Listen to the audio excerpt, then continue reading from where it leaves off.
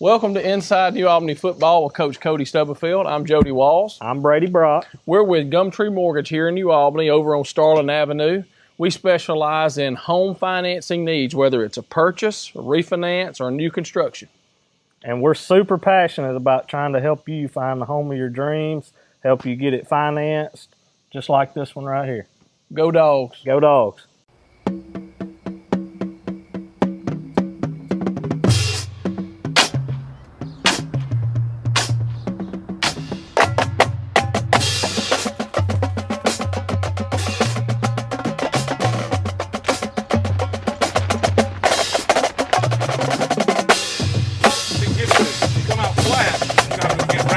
If you come out and hit them in the mouth from the first play, we're going to be fine.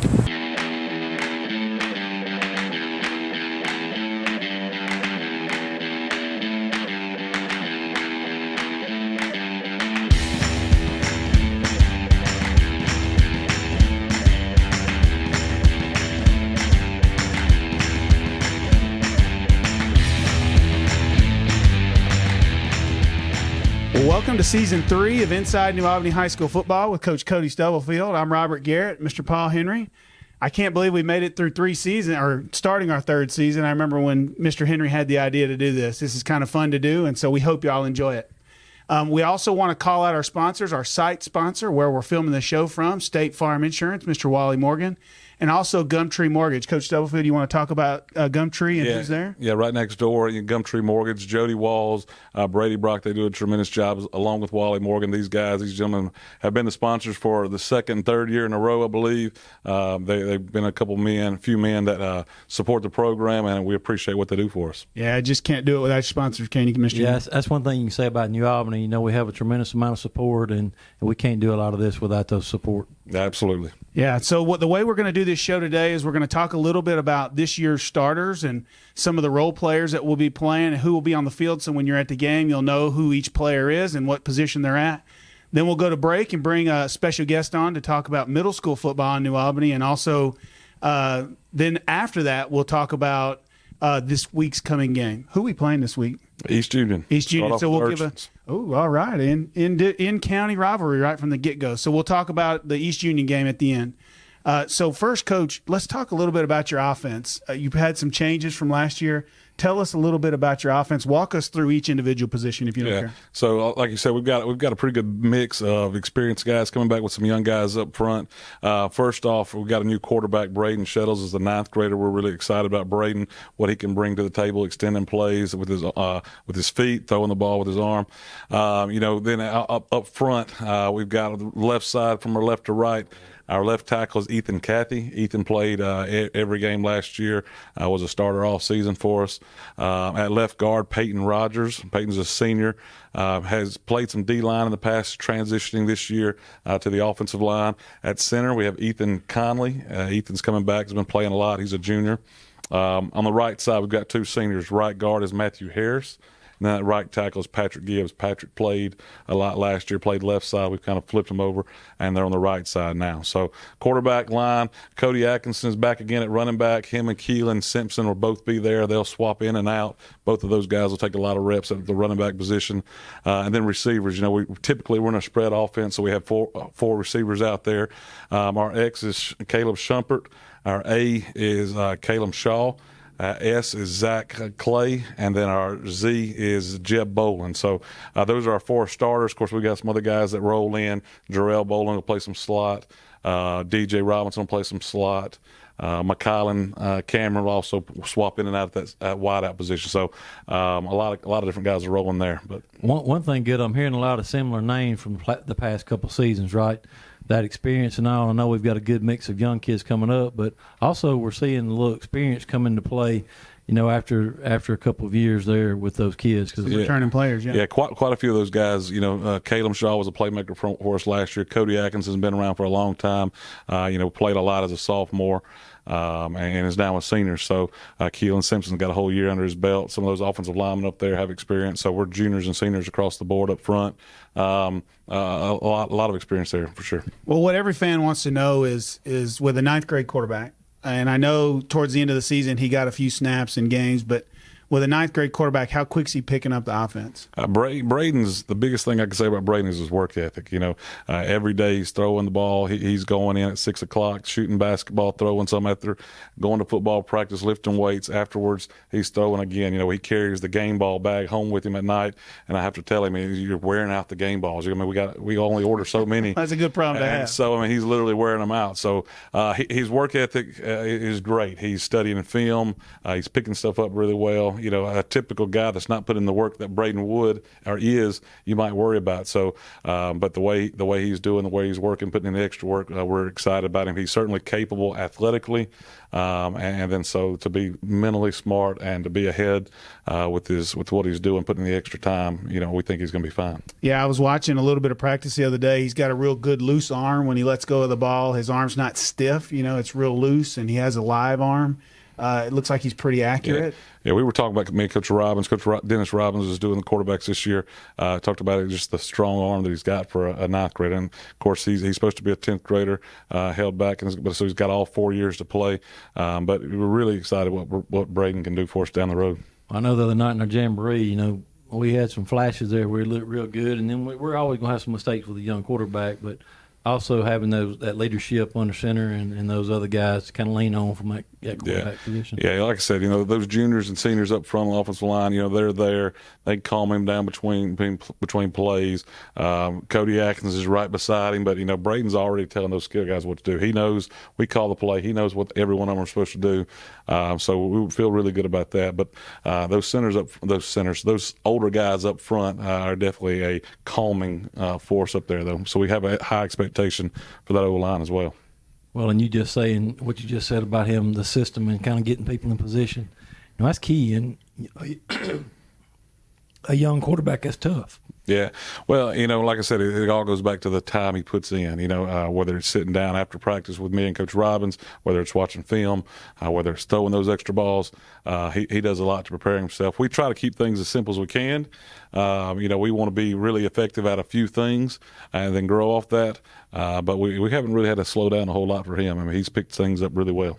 Well, from last season, the one or two games that he played, and then the spring game, what have you seen that progression in him that's changed and improved? I think confidence, as you pick it up. Last year he played as the 8th grade quarterback. They had a really good year at the end of their season. He came up with the high school, finished the season with us, played a little bit against against South Pontotoc. Did a good job, but he's still learning. It also helped that 8th grade offense did a lot of things that we do, so that helped that process. But since that season ended, the expectation was for him to be the quarterback. We had a good sense that he was going to be the guy. So all through spring he was getting those reps. We were preparing him for that spot, and he's taken it and ran with it. Got it. So now let's talk a little bit about your defense. I know that a lot of guys. Did you have some turnover in guys that graduated, or is it how many of your guys that are on the defense are returning? We've got several back. We lost some linebackers. Linebackers is a spot we're trying to kind of make sure we kind of get the right people in place. We've also had some injuries there. So again, we've got some guys that have been there, but we've got some new guys that are young guys that we're excited about as well. And so what about, I know Mr. Henry was excited about over the last 2 years the middle school line that was coming up. And then they showed up and they look quite large to me. It looks like a big group of kids. How many of them are going to play as ninth graders on offense and defensive line? And do you see a difference in what you're able to do because of them? Yeah, well, a lot of those big guys he's talking about are offensive linemen. They're not quite factoring in as much yet, but they're playing a lot of JV games. They're getting reps in practice. Jackson Howard is one of those young men. You'll see Jackson on the offensive line and the defensive line getting some work. On the defensive line, though, we've got a young man named Emmanuel Tucker. He didn't play 8th grade last year. But he is a 9th grader this year. Emmanuel's 6'5", 270, is going to be a really good guy up there for us at defensive line for a long time. Yeah, Emmanuel's one of those guys that I think when he walks in a room, everybody kind of gets excited about him. To go along with Emmanuel, we've got another sophomore, Jaden Hicks. He's been a guy that played some last year, another really talented young man up front. So, and then we kind of rounded out with some experience. Montavio Sullivan will be the nose for us. So there's three, a freshman, a sophomore, and a senior that's going to start for us up front. So some youth that we're really excited about there. Well, I know you said the word injury, right? It's awful early in the season to be talking about injuries, but you've had some key guys go down already, have you not? Yeah, we've had a few. Cortland Earl is a starting safety from us from a year ago. He broke his wrist during 7-on-7, so he's hoping to get him back pretty soon. Not sure yet. And then in camp this year, before we started actually even putting on pads, Drew Hobson had an injury, so Drew's out for a little while. We're hoping that maybe towards the end of the year we get Drew back, but Drew's a starting inside linebacker. Cortland Earl's a starting safety for us, so those are two guys that we're definitely going to miss, but hopefully get them back. So before we move away from defense, is there anything else that we hadn't highlighted? Yeah, Jarrell Bowling is probably one of our leaders up there. He's been a guy that's played. He's a senior this year. He starts at outside linebacker. He's a guy that's played since a sophomore, and when he came in, you never fell off. I mean, he's always been a really good guy, leader for us. He's fast, strong. He does a tremendous job, so he's going to be one of those outside linebackers. The other outside linebacker, Keelan Simpson, is an athlete that you'll see there.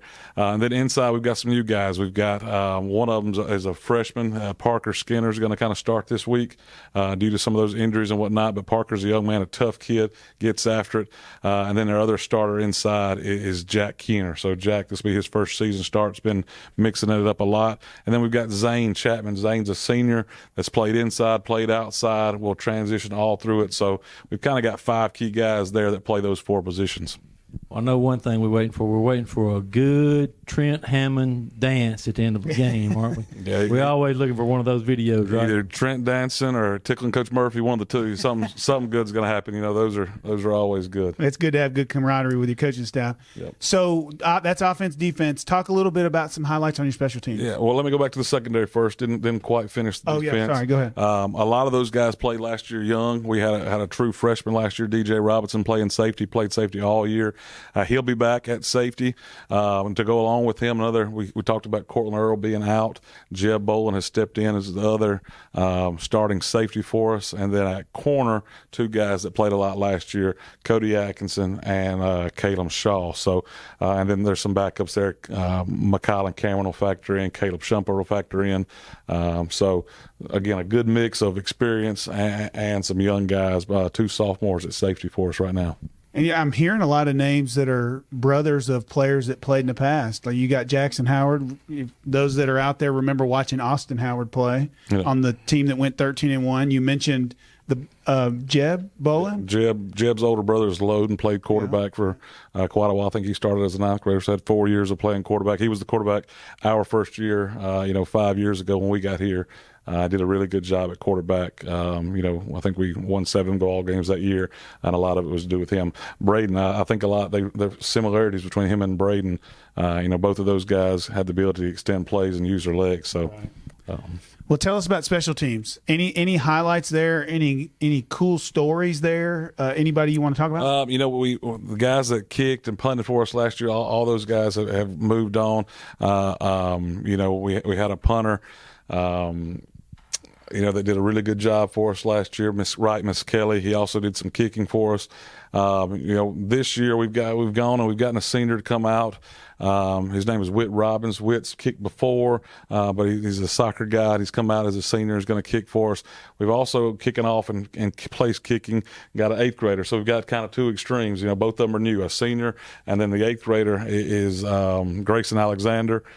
Grayson is just, kids that pick up the kicking game have a passion for it, and Grayson has just dug in there. He's worked hard. He's extremely accurate. So you're going to see both those kickers, both kicking off and field goal and extra points.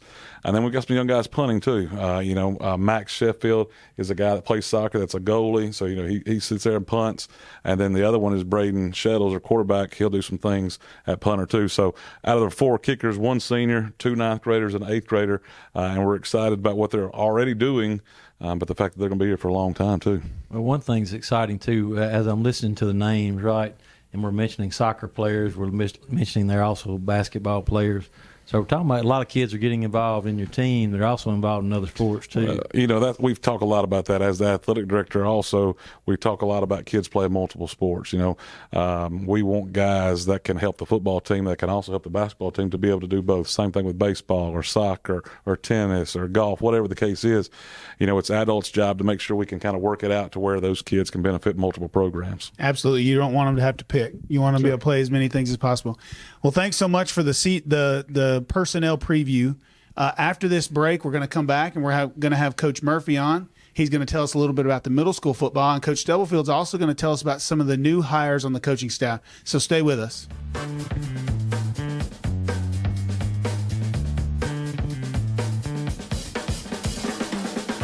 Call State Farm agent Wally Morgan at 662-539-7062 today. So welcome back to Inside New Albany High School Football with Coach Cody Stubblefield. We've also got Coach Murphy here. Coach Murphy is serving in roles at the high school and the middle school. His first coaching gig, that's a head coaching gig at New Albany Middle School, but also still serving on the high school staff. So, Coach Stubblefield, will you tell us a little bit about what Coach Murphy's doing before we ask him a question? Yeah, this is mine and Coach Murphy's, both of our fifth year in New Albany School District. I was here previously with Coach Price and when you were here the first time, but this is our fifth year being back. Coach Murphy came in the same time. He's been a huge part of our varsity staff for the past 4 years. Some doors opened, some things happened, and Coach Murphy was able to step into a new role for us.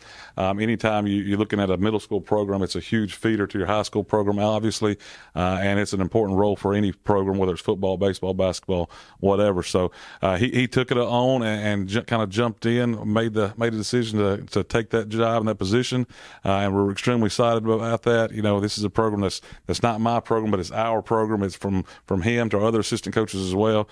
So he's already done a great job. We're excited about his new role and what he can do in the future. So still coaching at the high school, but then also taking on the head coaching role at the middle school. I coached 2 years at our middle school, and I remember when I would come visit the high school staff, a lot of times they didn't understand how hard coaching middle schoolers is.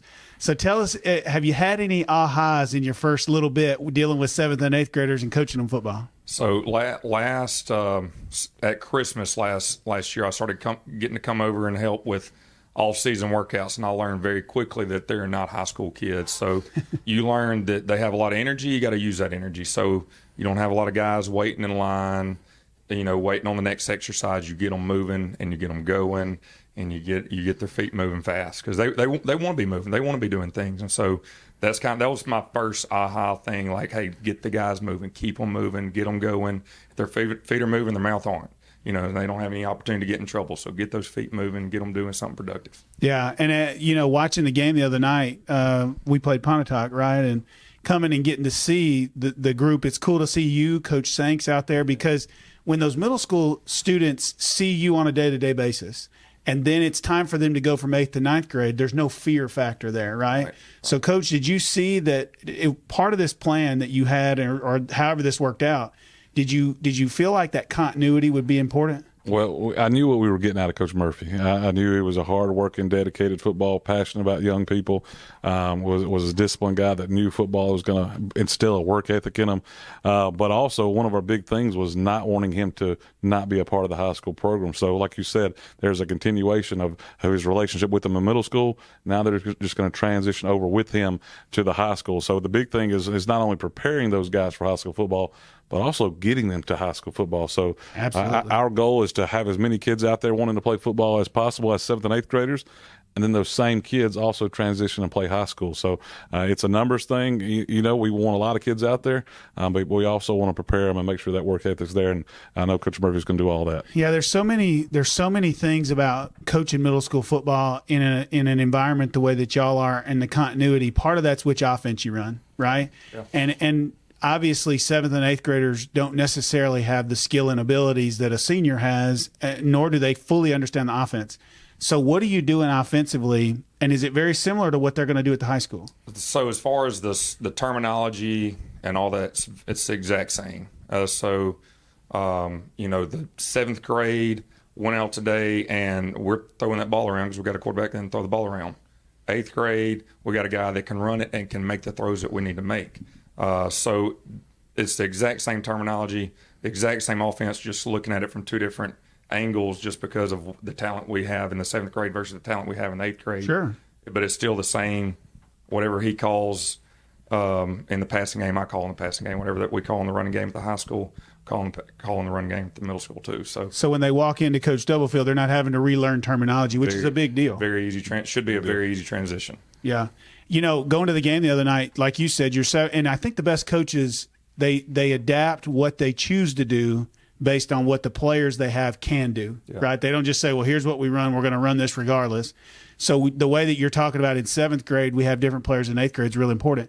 It was fun watching your 7th grade quarterback because dude has a gun. I mean, he can throw it, and the ball he throws is just so pretty. Talk about him a little bit. So what's his name? And Cam Ray, and he's good. And so, he's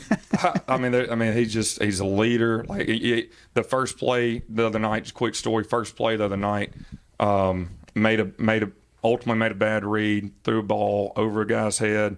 He gets back in the huddle, made a mistake, gets back in the huddle, said, "Guys, that last one's on me. Let's go score right here."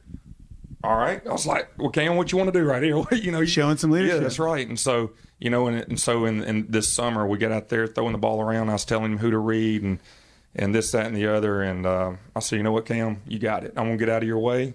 I'm going to let you're seeing things as well as you can see them. I'm going to get out of your way. I'll correct you as you go. And he's completely taken ownership. Those guys believe in him so much. And so I'm just excited to see him continue to progress with his arm, of course, and his ability, of course, but with his leadership. They're going to follow him. Well, and then he made some good throws. I saw Cooper Wallace, I think, got 2 interceptions in that game, and then they made a really good throw to him that he made a nice run.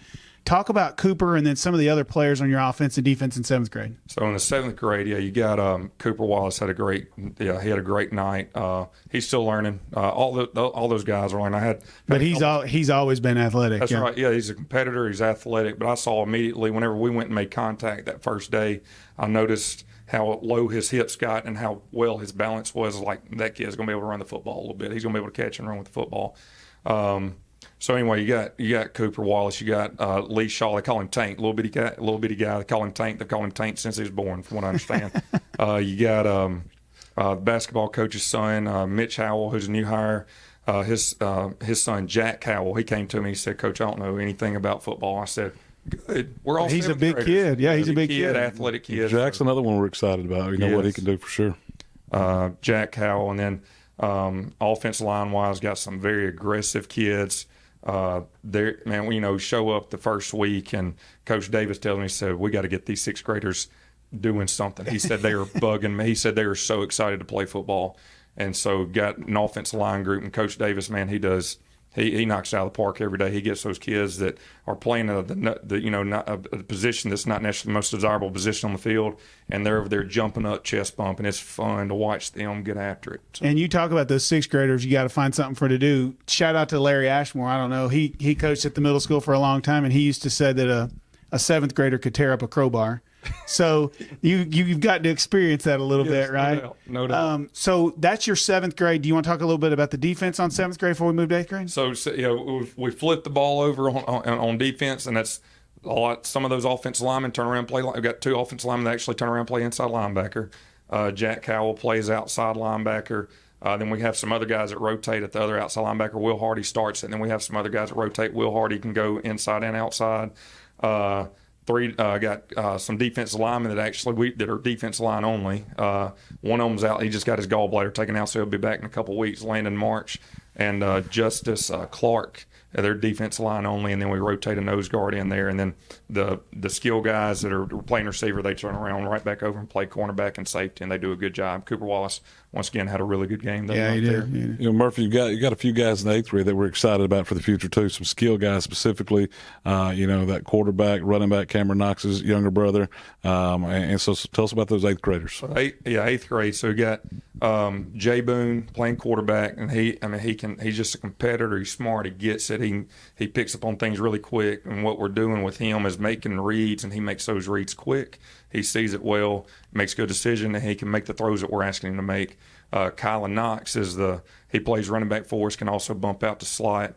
He's Cameron Knox's younger brother, and he's got a special talent, got really good hips. That's for those that don't know, Cameron's at Southern Miss right now, a freshman year at Southern Miss, Yes. so a Division I player. Yes, and then on the at wide out, Austin Coleman, big body. Saw him the first day I saw him. I said, "Son, you got something in your hips that other people don't have." And so I, saw that in him immediately, that he could jump a little bit better than everybody else. He's got a little bit more spring in his step than everybody else. And just like Kylan, Xavier Coleman, tons of energy. He helps us out on the sidelines on Friday nights. Kids love him. He's just kind of the kid that everybody gravitates around. And he can do good things if he gets the ball. You're going to know when he's there. I mean, he's not sneaking up on you. I mean, he's he is around. He's vocal. He's loud, but full of energy, plenty of confidence. Lots of confidence. But got after and did some good things the other night. We do love him. And so on the defensive side of the ball, we're fortunate that we really don't use a lot of guys both ways. So we have a safety, Cohen Young. He plays pretty much defense only. Did a great job at safety the other night. Got our defensive line. They play defense line only. Jaden Foster, huge kid. He plays defense lines. And Tavius High plays defensive line.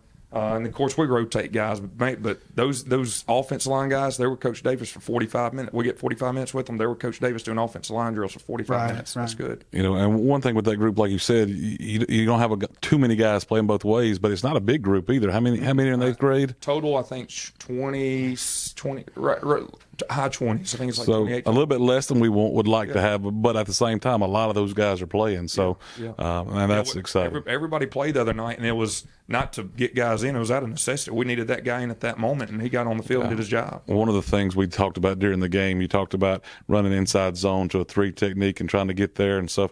And so we talked about Drew making an adjustment on the line there. They did that. One of the things I was impressed with was 7th graders, some of the holes they were running through, and then they transitioned to 8th grade. So Drew's a guy that's been doing junior high football for a while. He comes over every afternoon with the high school. He's a community guy that played here. So Drew helps tremendously with Coach Murphy's staff. He's got a couple other guys that help him as well. Sean Sanks is a guy that I think Sean's calling the defense for some. And Sean's another high school coach that coaches linebackers for the high school and then does the defense for the junior high. So that helps that transition as well. And then you got a new guy helping you also. Khalil Patterson coming in helping us. He's mainly focused with receivers. But he takes a lot of initiative and jumps in wherever he needs to, But whenever when it's time to do receiver drills, he opts in with them and does a good job there. Well, Coach, your dad was a long-time legendary coach. How much has his impact on you impacted what you're doing now that you're kind of the guy making the decisions? Yeah. So whenever and I've told him this too. One thing that he told me when I first started coaching, kind of gives me chills thinking about it. So I told him I was going to coach. Made up my mind. I said, and he came back. He said, "Son, be you." He said, "Don't try to be Nick Saban. Don't try to be some hero coach of yours. You got to be you." And so I try to stay pretty true to that. I see what other coaches are done, see what makes them successful. But I can't. I'm not going to be Trent Hammond. I'm not going to be, Cody Stubblefield. I've got to be who I am deep down in my heart. And so that's one of the things that I feel like I can hang on to my dad forever. So I really appreciate him telling me that. Yeah, that's good stuff. Well, thanks so much for being here with us. Yeah, appreciate it. After this break, we'll come back with Mr. Henry, and we'll talk about this week's opponent, East Union. Stay with us.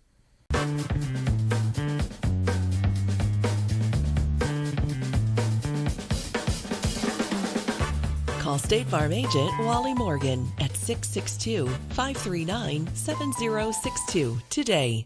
Yeah, Coach Stubblefield, one thing I've heard through the whole show tonight is, we've had some changes in our coaching staff, but it's almost like we're taking pieces of the puzzle and getting the right pieces in the right places, right? And I know there's been changes from top to bottom, and one thing I know you're passionate about is when you're looking at the entire program, it is a 7 through 12 program, and I know that's very important for you. Well, as the middle school principal, you make sure we don't forget that. But no, absolutely. It is a 7 through 12 program.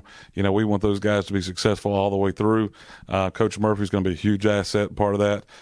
We did lose a couple coaches last year. Jake McDonald went to West Union. Coach Kerbo's now the head coach at Myrtle. So we had an opportunity to bring some guys in. Coach Duncan left, which opened the door for Coach Murphy to go there. But with Coach Coach Kerbo, we had a spot for an offensive guy. We were looking for somebody that could come in and do running backs or quarterbacks. Started talking to Dennis Robbins. Dennis kind of helped bring me from New Albany. The first time I went with him to Lafayette. Coach Robbins served as a head coach in multiple states, in Texas and Alabama and Mississippi. He was with Pontotoc for 12 years as the head coach, was the OC at Lafayette through that run when Jeremy Liggins and those guys were winning state championships. So tremendous football mind, does a good job. Talked to him. He had some interest. It worked out. So he's going to coach Braden and our quarterbacks and will be our guy in the box for us and is a huge asset to us. Jake McDonald left, like I said, went and to West Union. We needed a receivers coach. Taylor Good's a young man that joined the staff, played with Colin, played with Tyler Basil, played with us that first time, that 13-1 season.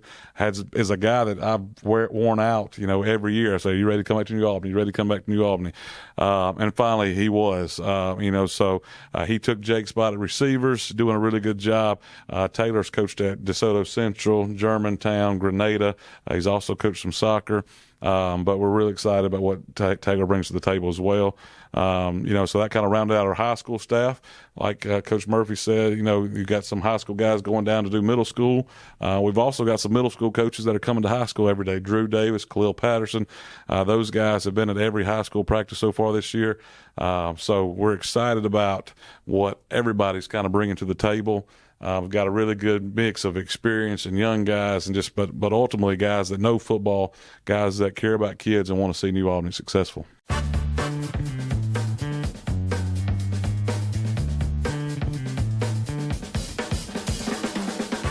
Call State Farm agent Wally Morgan at 662-539-7062 today.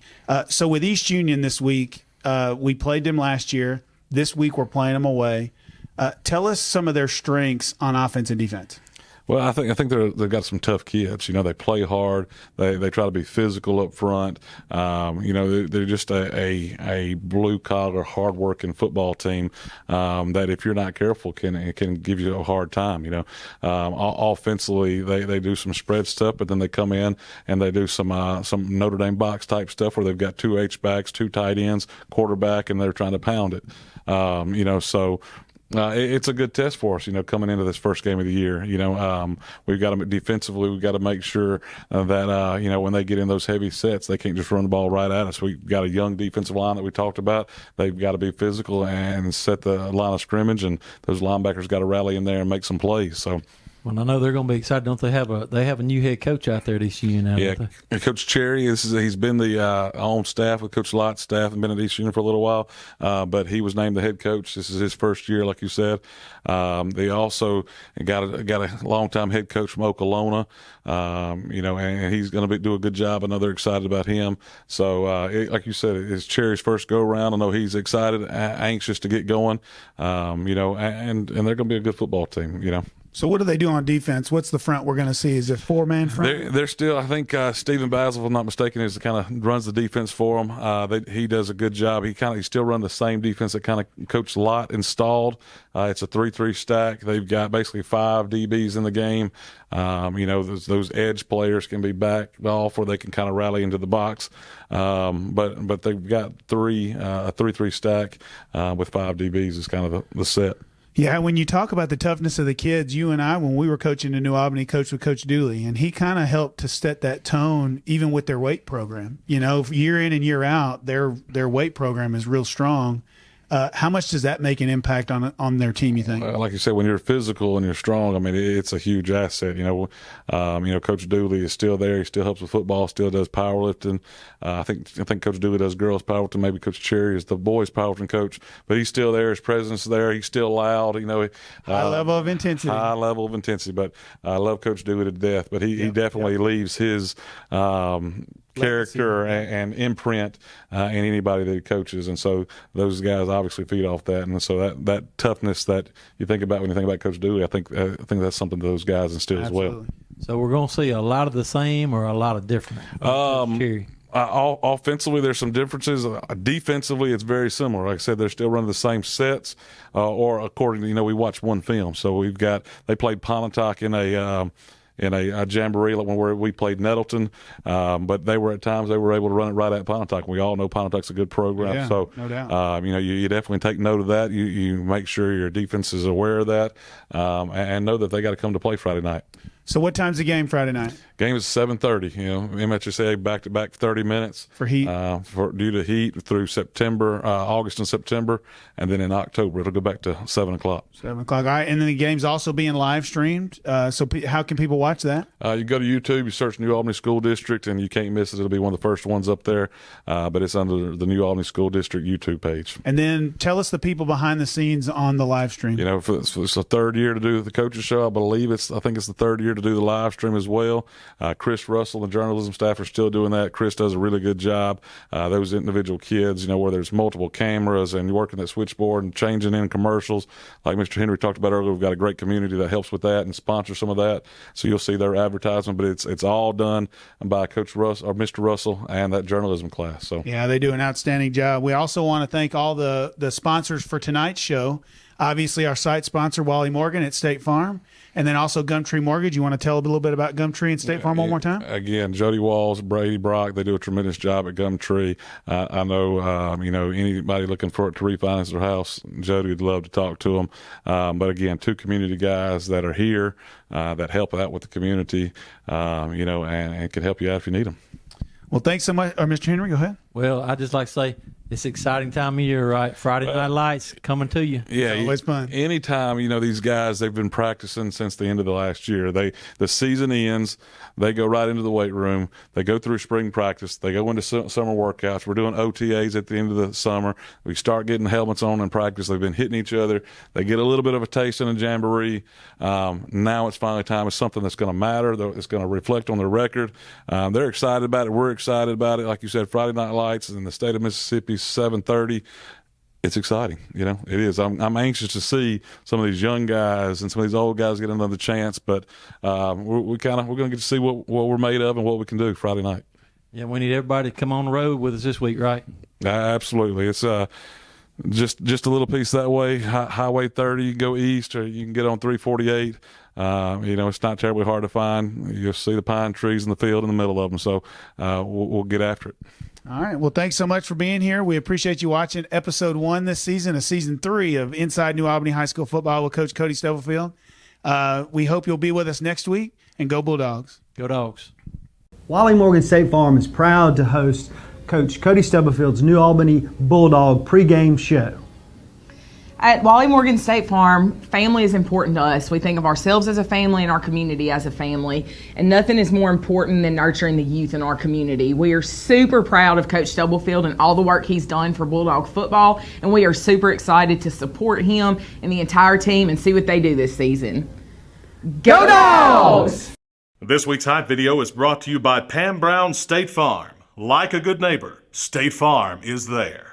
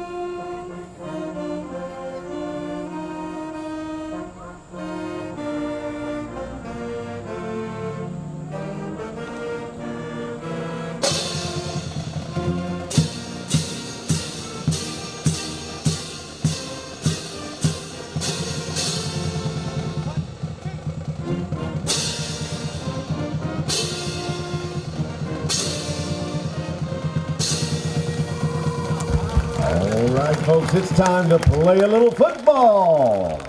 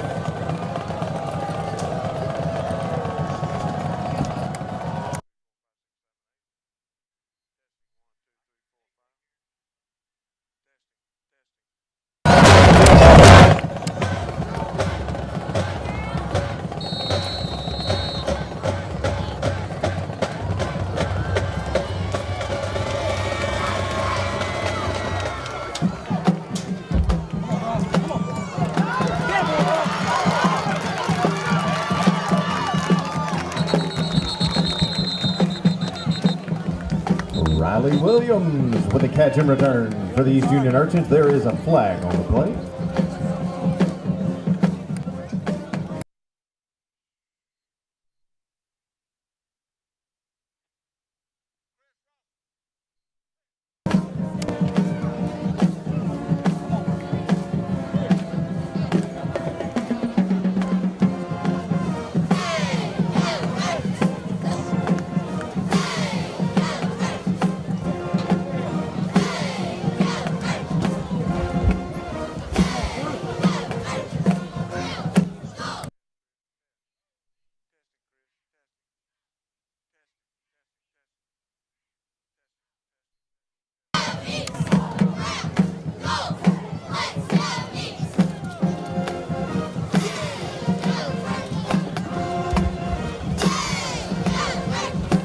Block in the back on the Urchins.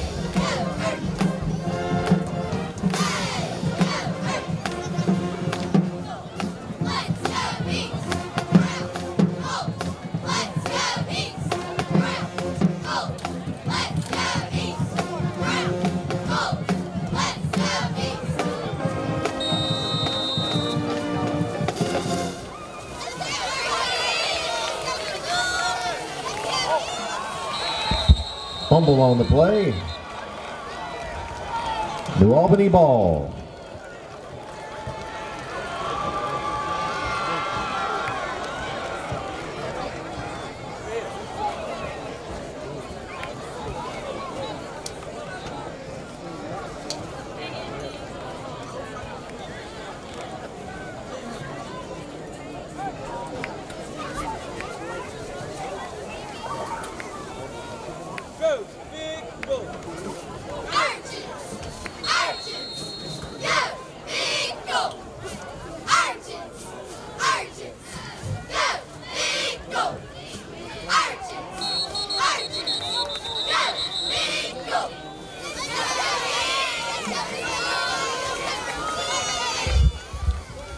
Hayden Frazier and Caleb Johnson combined for the stop.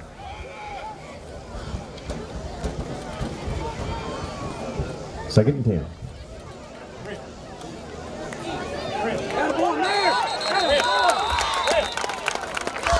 Jordan Mears with a tackle for the Urchins.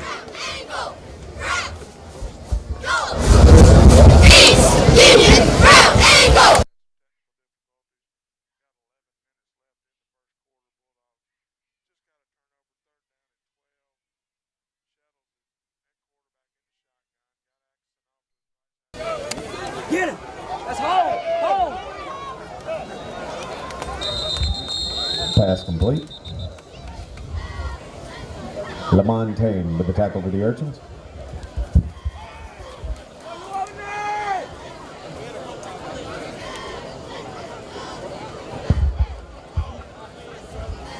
Flag on the play.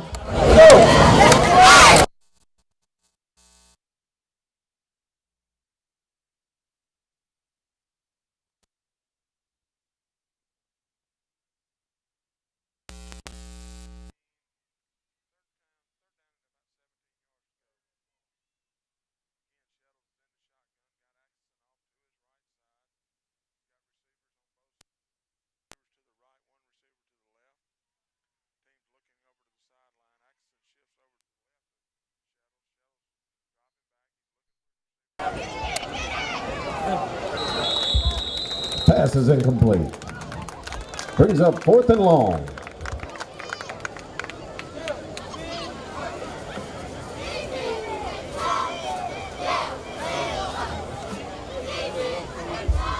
Field goal unit comes out.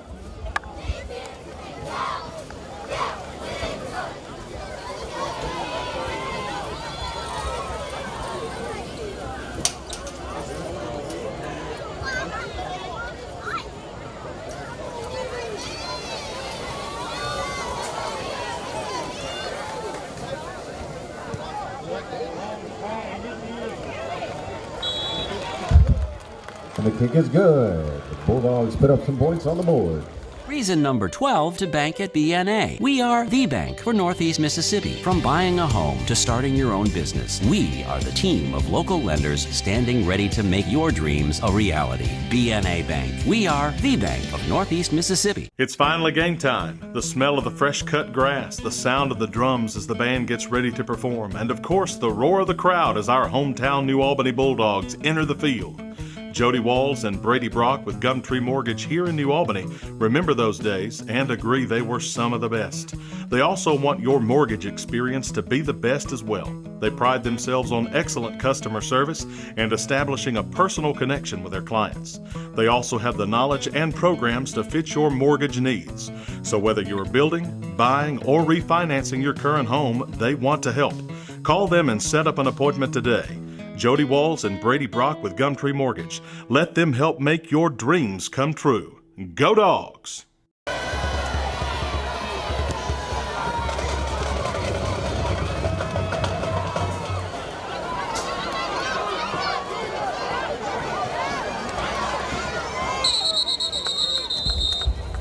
Riley Williams with the catch and return for the Urchins.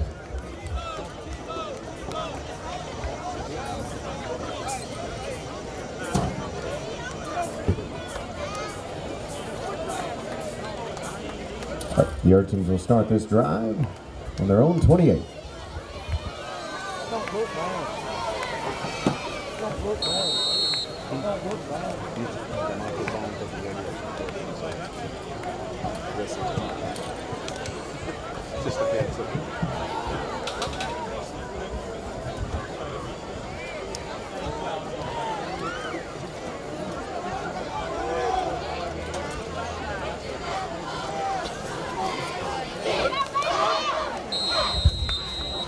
McVeigh with the carry for the Urchins.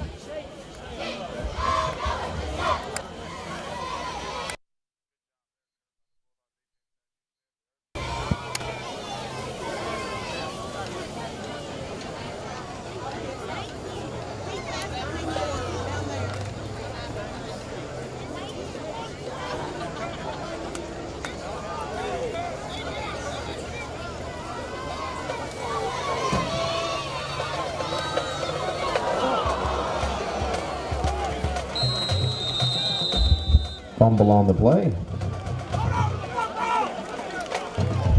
Bulldogs recover.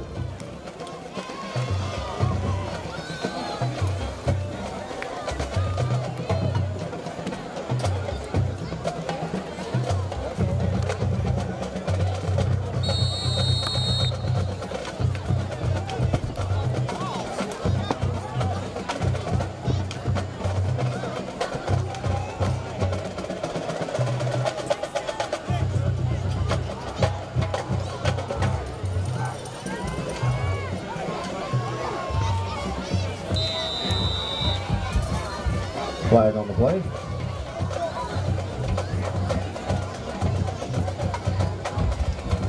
Offsides on the defense.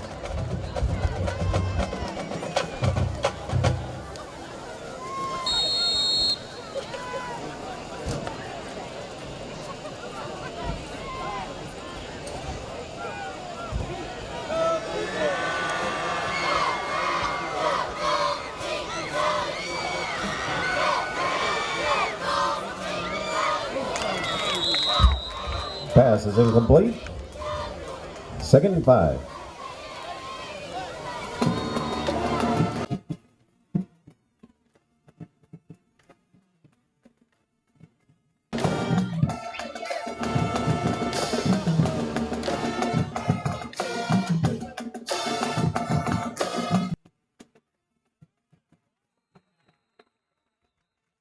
Connor Timms and Jordan Mears combined for the tackle.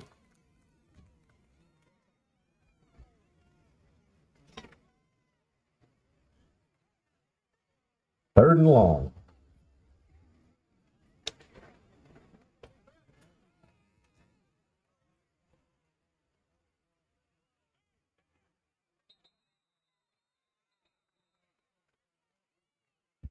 Timeout, Bulldogs.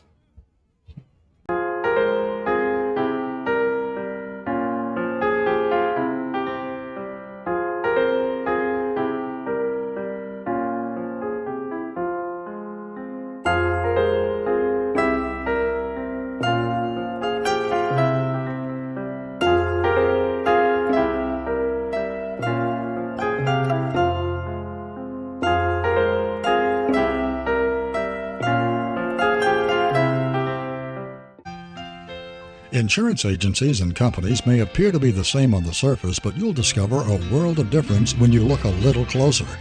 The biggest difference is the people who serve you. At Collins Insurance Agency, we've been through the good times and the not so good times too, always serving the people of this area with the very best in insurance coverage from some of the world's finest insurance companies.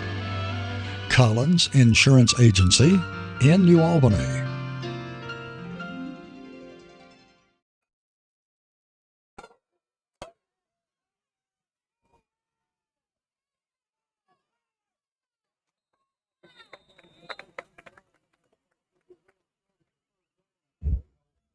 Ben Basil with a stop for the Urchins. 4th down.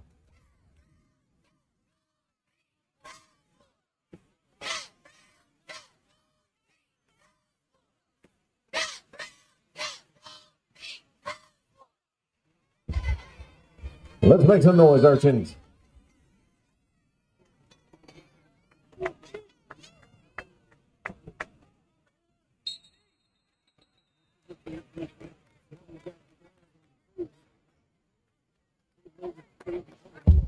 Flag against the Bulldogs. False start.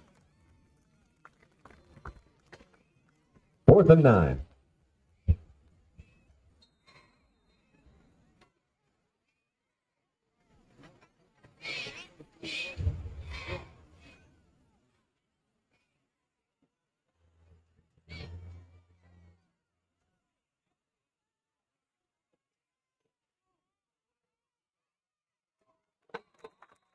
Pass is incomplete. Urchin ball.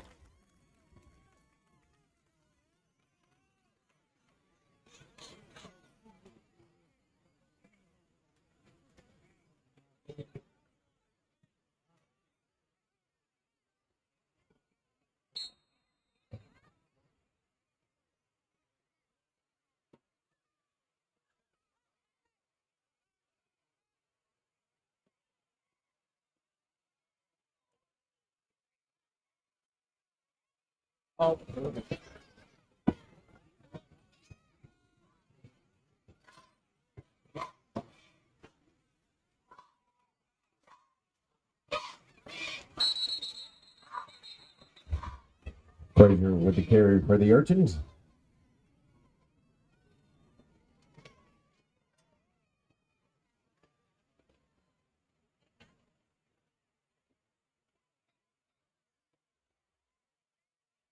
Second and 9.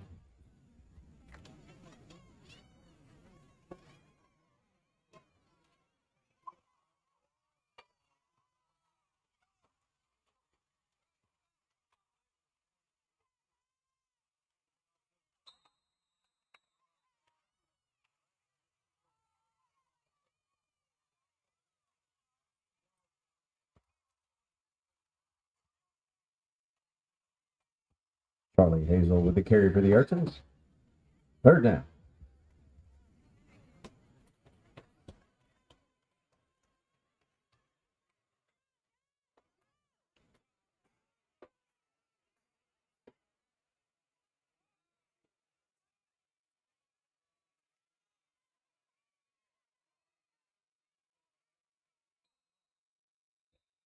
Hazel with the carry for the Urchins. That brings up fourth down.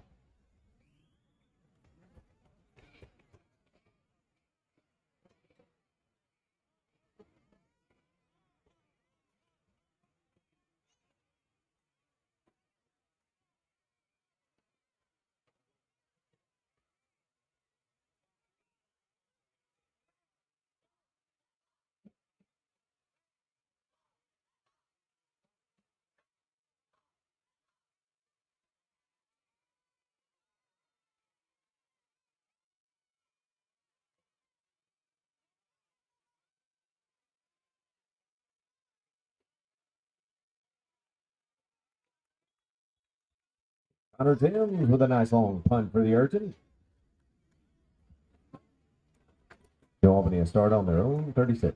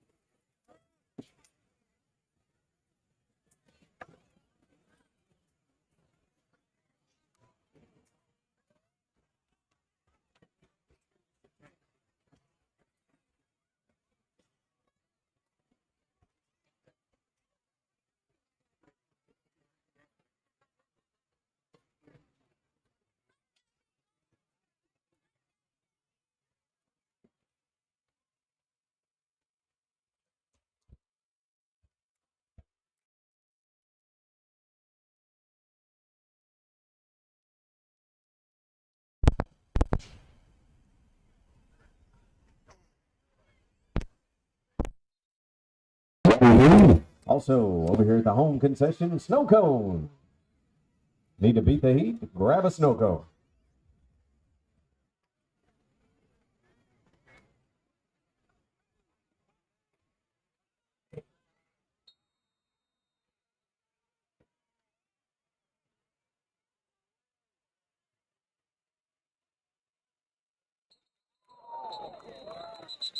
Pass is incomplete.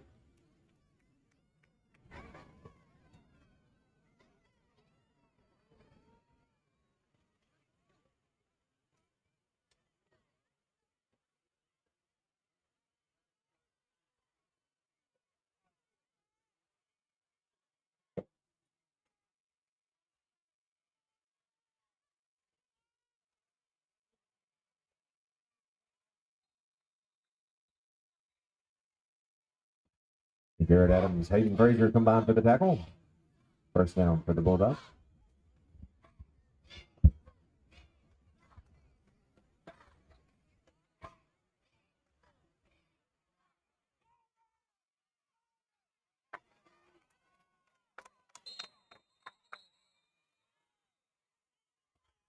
On tape with the tackle, there is a flag on the play. Holding on the Bulldogs.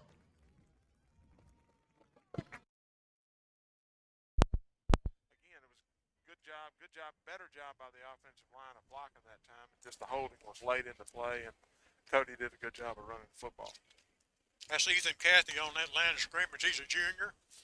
Peyton Rogers, a senior, 185.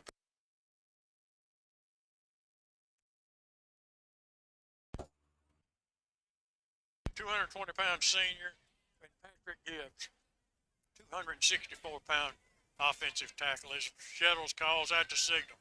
Back to pass, under pressure, screen pass, set up perfect. Atkinson's got it, he's got a blocker. He heads down the sideline, picks up another block downfield. Finally taken down at the 30-yard line. Awfully nice job of downfield blocking, Keith. Well, just a super job there by Shettles and the offensive line of setting the screen up perfect Shettles did a good job of getting it to the running back. Bulldogs going as fast as they can with it, handed to Shaw. He turns it back inside. He's got some running room. He's going to take it close to the goal line, taken down. Looks like it's going to be about the 5-yard line. Well, Kurt, you called it. We're doing a kind of a hurry-up deal with the Bulldog offense. Great job that time by the Bulldogs running the football and got it inside the 10-yard line. Bowling wide to the right. 2 tight end set for the Bulldogs. Work with the wing back. Handed to Simpson straight ahead. Breaks a tackle into the land of milk and honey for the first touchdown of the year for the New Albany Bulldogs, and they go up 10-0 with 4:45 remaining first quarter.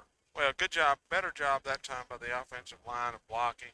Good running that time by Shaw when he ran the football on that play before the score, and really, again, what we're looking for out of the offense. Bowling to do the holding. This extra point brought to you by Tallahatchie Gourmet. Downtown historic New Albany. Got a good snap, a good hold. It's up, it's high, it's long, and it is good. Reason number 12 to bank at BNA. We are the bank for Northeast Mississippi. From buying a home to starting your own business, we are the team of local lenders standing ready to make your dreams a reality. BNA Bank. We are the bank of Northeast Mississippi. It's finally game time. The smell of the fresh cut grass, the sound of the drums as the band gets ready to perform, and of course the roar of the crowd as our hometown New Albany Bulldogs enter the field. Jody Walls and Brady Brock with Gumtree Mortgage here in New Albany remember those days and agree they were some of the best. They also want your mortgage experience to be the best as well. They pride themselves on excellent customer service and establishing a personal connection with their clients. They also have the knowledge and programs to fit your mortgage needs. So whether you're building, buying, or refinancing your current home, they want to help. Call them and set up an appointment today. Jody Walls and Brady Brock with Gumtree Mortgage. Let them help make your dreams come true. Go Dogs!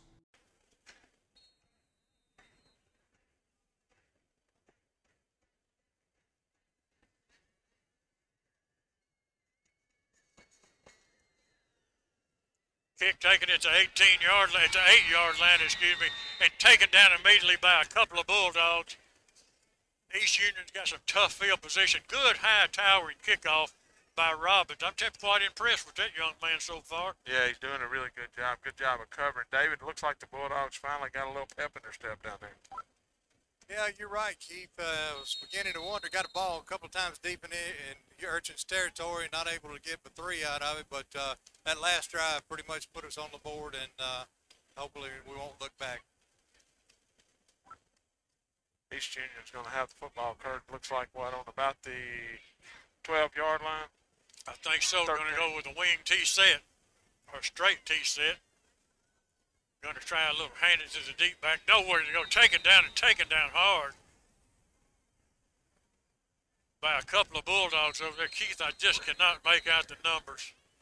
Well, Kurt, there's a problem. When we get older, you can't see as well. There's a glare going, and the jerseys tonight, it's just kind of hard to pick them up. But good job right now that the Bulldogs doing. Looks like we got a timeout on the field. Is it a heat timeout with 4:20? I think it is. We'll hold it right here, Keith. I tell you what the sad, bad part, I don't think it's age. I actually broke down and went and bought a new pair of glasses, and I'll be doggone if these things aren't fogging up. Well, with all the stuff we've had going on tonight, we just so long we can call and see where the ball is. That's a good thing. 4:27 remaining in the first quarter of the football game. First quarter of the season. New Albany's had a 42-yard field goal by Robbins and a 6-yard run, or about 6-yard run by Simpson. That was it.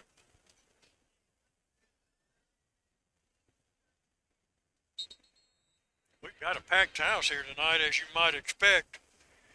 And I tell you what, we do have a packed house. The fence over there on the New Albany side is lined, and bleachers are full, and the bleachers are full here on the East Union side. It's a lot of folks here tonight for the first game. Everybody's excited to have football back. Ready to get it back underway. So Urchins line up with that 3-back set. Nowhere to go. Nowhere at all to go. No gain on the play.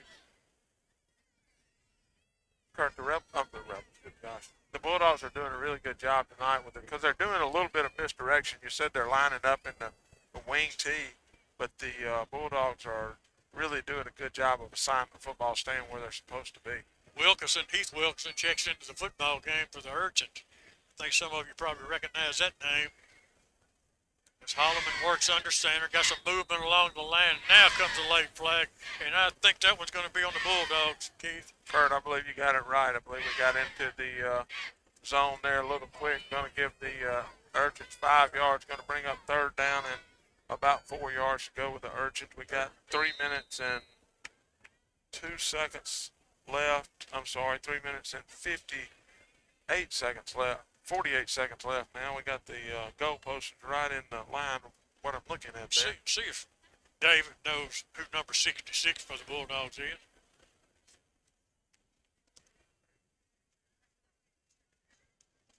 Urchins up under center.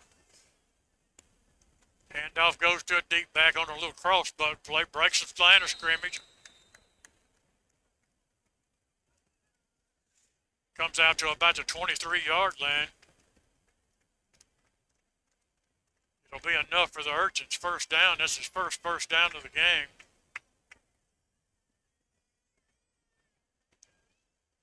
Once again, Wilkinson is checking in. He's checking out there, doing a little, working some guys in. 27, Hazel, working in the backfield.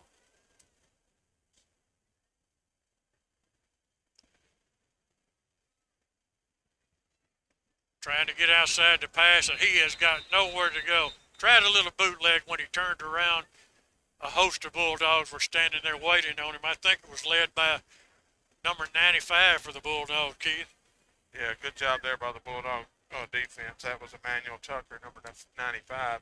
Number 66 you were asking about earlier, I've got on the list that I have as a ninth grader, Chandler Blissett. Ninth grader, 5'11", 240 pounds. That's him working along that defensive line, along the same side over here as Hicks. Bulldogs show a 5-down lineman set. Got it stacked in, and I mean, hit at the line of scrimmage, and absolutely nowhere to go. And Blessed was in on that tackle.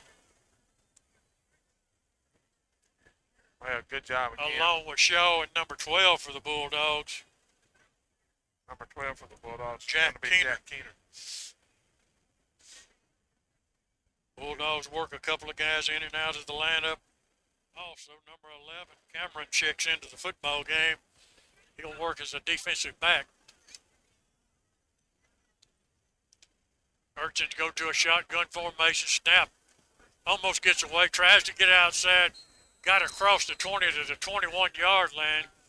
Give him 1 yard on it. It'll be 4th down and 12.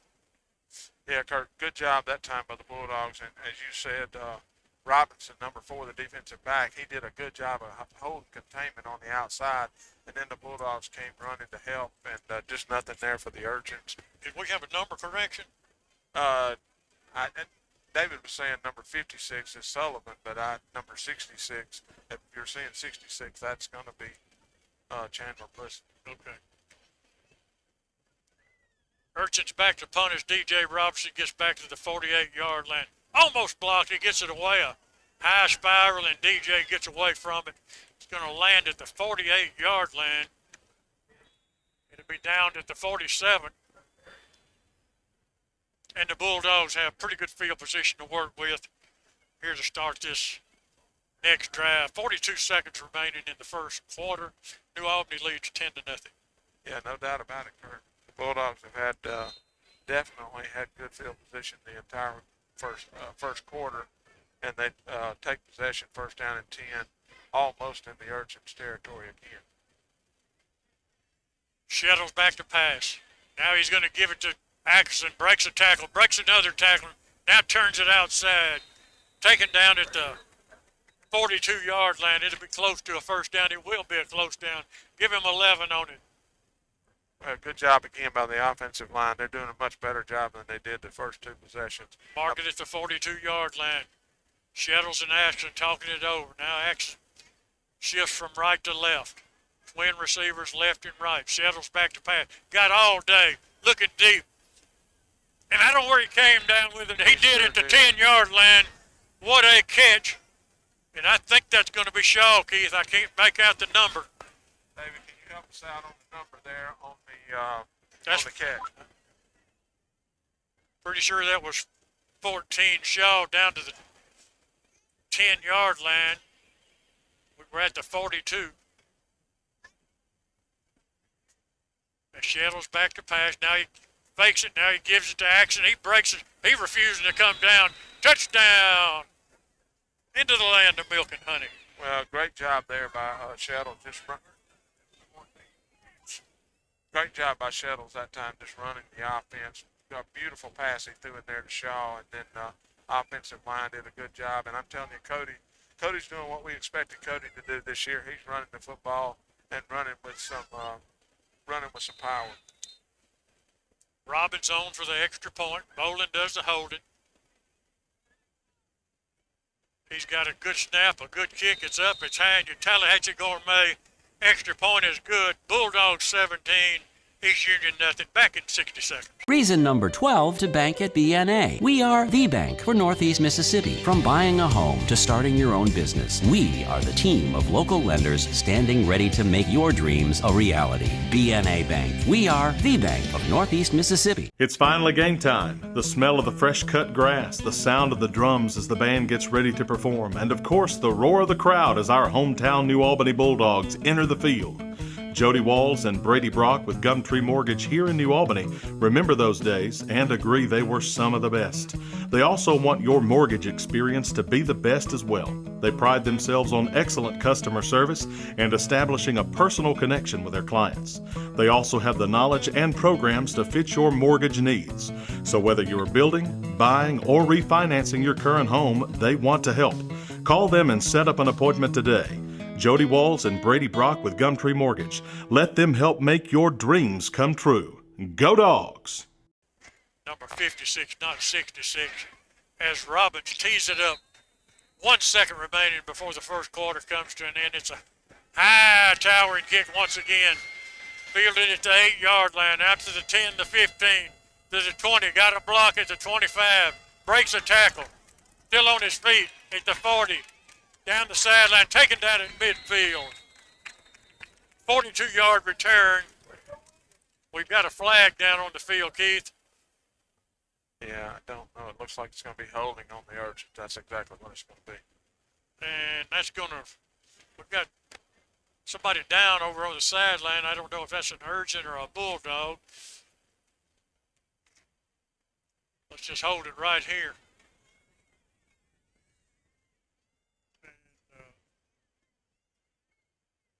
I think I'll go down to David and see if Dave can tell us. That's number 3 that's down. I think Riley Williams, they're looking at his, looks like they're looking at his foot.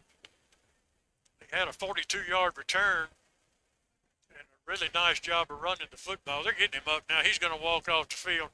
Into the first quarter, New Albany 17, East Union nothing. We'll be back in 60 seconds.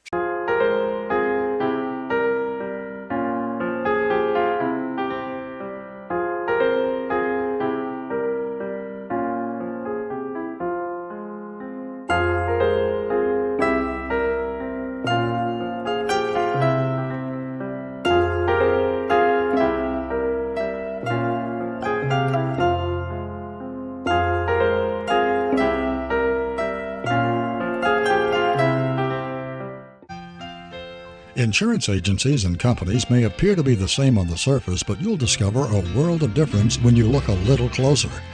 The biggest difference is the people who serve you. At Collins Insurance Agency, we've been through the good times and the not-so-good times too, always serving the people of this area with the very best in insurance coverage from some of the world's finest insurance companies. Collins Insurance Agency in New Albany. All right, we're back at East Union. The Bulldogs lead the football game 17-0.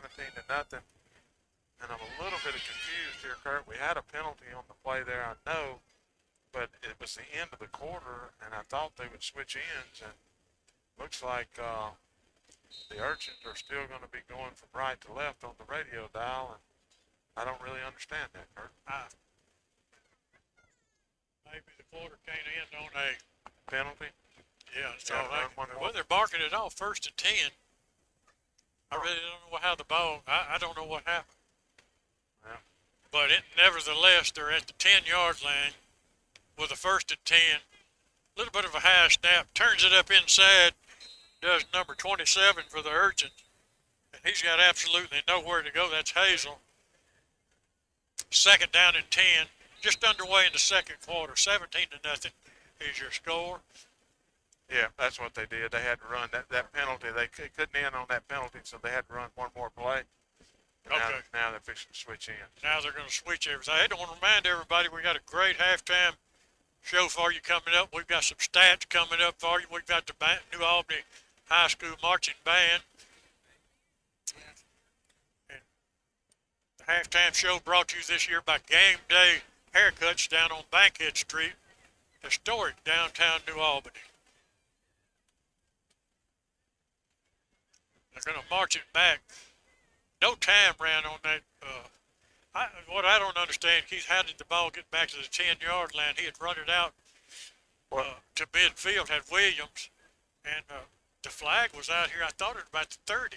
Well, I don't know. I think what it was, I think it could have been a clip, or whatever, but it was from where the actual penalty took place, and that's why they moved it back inside the 10. Okay.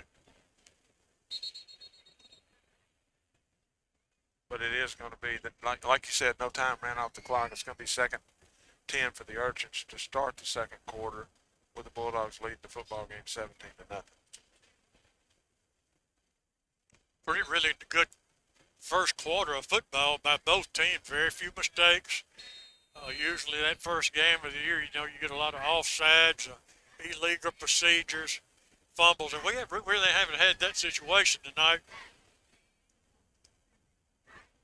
And actually, as you said, for the first game of the year, it's been a pretty well-played football game. Straight T backfield for the Urchins. Handoff goes to one of them. I don't know. Quarterback tried to keep it. He fumbled the football, and I think the Bulldogs may have recovered it, Keith. I don't know. It looks like there's not enough excitement by the Bulldogs to think they have it, I believe. Nope, they do have it. They sure do, and that's going to be the 3rd turnover of the night for the Urchins. I thought a Bulldog had come up with it. Montevio Sullivan favoring his foot coming off the field. I think he may have been the one that recovered it. Well, once again, for the 4th time tonight, the Bulldogs are going to have great field position. Actually going to be inside, right at the 10-yard line of the Urchins. 1st down and goal to go.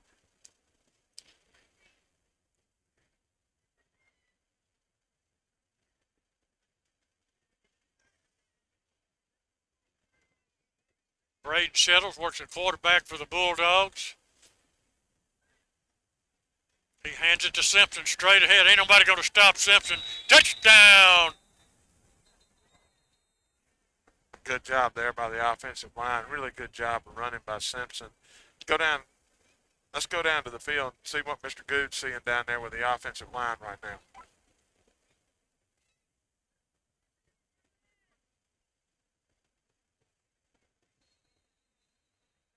I think David's mic must be messed up. No, it's not his mic. It's past 7:30. He's gone to sleep.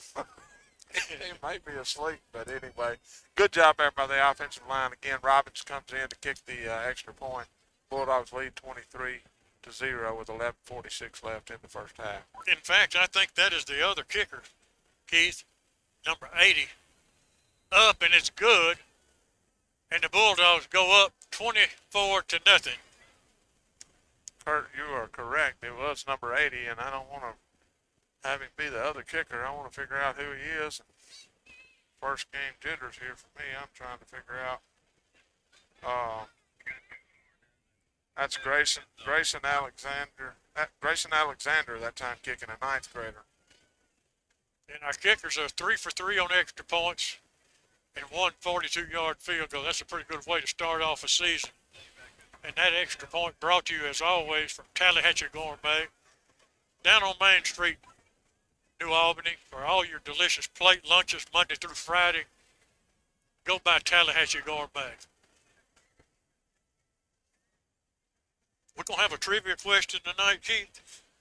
You know what? I know Tallahatchie Gourmet is sponsoring us a trivia question, and well, if we have to make one up, I've got one on the tip of my tongue. all right, well, I'm sure It's not football related, but it's a come on now. question of interest.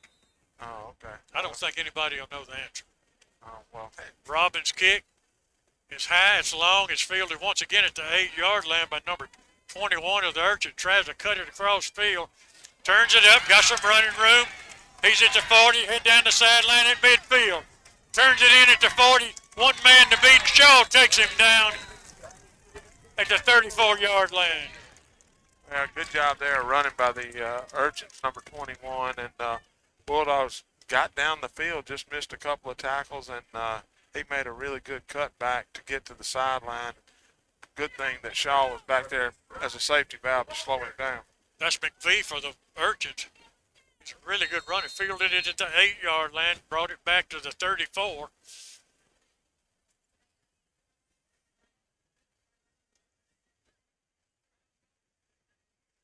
As Williams Yant go wide to the left, along with Basil. And the Urchins have some confusion how they want to line up offensively. They're going to take a timeout. We're going to take it with them back in 60 seconds. Reason number 12 to bank at BNA. We are the bank for Northeast Mississippi. From buying a home to starting your own business, we are the team of local lenders standing ready to make your dreams a reality. BNA Bank. We are the bank of Northeast Mississippi. It's finally game time. The smell of the fresh cut grass, the sound of the drums as the band gets ready to perform, and of course the roar of the crowd as our hometown New Albany Bulldogs enter the field. Jody Walls and Brady Brock with Gumtree Mortgage here in New Albany remember those days and agree they were some of the best. They also want your mortgage experience to be the best as well. They pride themselves on excellent customer service and establishing a personal connection with their clients. They also have the knowledge and programs to fit your mortgage needs. So whether you're building, buying, or refinancing your current home, they want to help. Call them and set up an appointment today. Jody Walls and Brady Brock with Gumtree Mortgage. Let them help make your dreams come true. Go Dogs! Urchins have the football 1st and 10 after the McBee kickoff. Nice kickoff return down to the 34-yard line. Holloman picks up a block, tries to get outside, nowhere to go. He had a little bit of running room, but I mean to tell you, Keith, the Bulldogs closed it down quickly. Well, good job there by the Urchins on the lead block. They were able to get our defensive end, but as you said, the Bulldogs linebackers and secondary came up quick and held him to just a small gain. Holloman got 1 yard on it. It'll be 2nd and 9.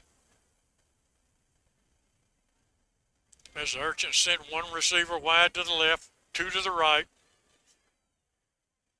Basil and Yant in the right, to the right. Back to passes Holloman. He rolls to his right, flips it out to McVee. He's going to be taken down to the line of scrimmage. He's actually going to lose a yard, maybe 2 on it. Let's see where they're going to mark it, Keith. Yeah, they're going to give him, it's going to be 3rd down and 12. He's going to lose 3 on it. Good job. Good job that time, Kurt. I believe. Was that Bolin that time at linebacker coming up and making the play? Yeah, these linebackers for the Bulldogs really showing some quickness. Holloman to go to a shotgun formation with a 1 running back set, 3 receivers to the right, back to pass. He's under pressure, big pressure. Couldn't quite get to it. DJ Robinson made a diving effort trying to pick it off. Holloman didn't have any choice but just throw the ball up, basically for grabs, and it'd be 4th down. And we're going to call it a long 13 yards to go. That time, number 5 for the Bulldogs, Parker Skinner, a 9th grader, was putting the pressure on the quarterback that time for the Urchins. Bulldogs are really shuffling some guys in and out of the lineup. And quite frankly, all these numbers are new to us.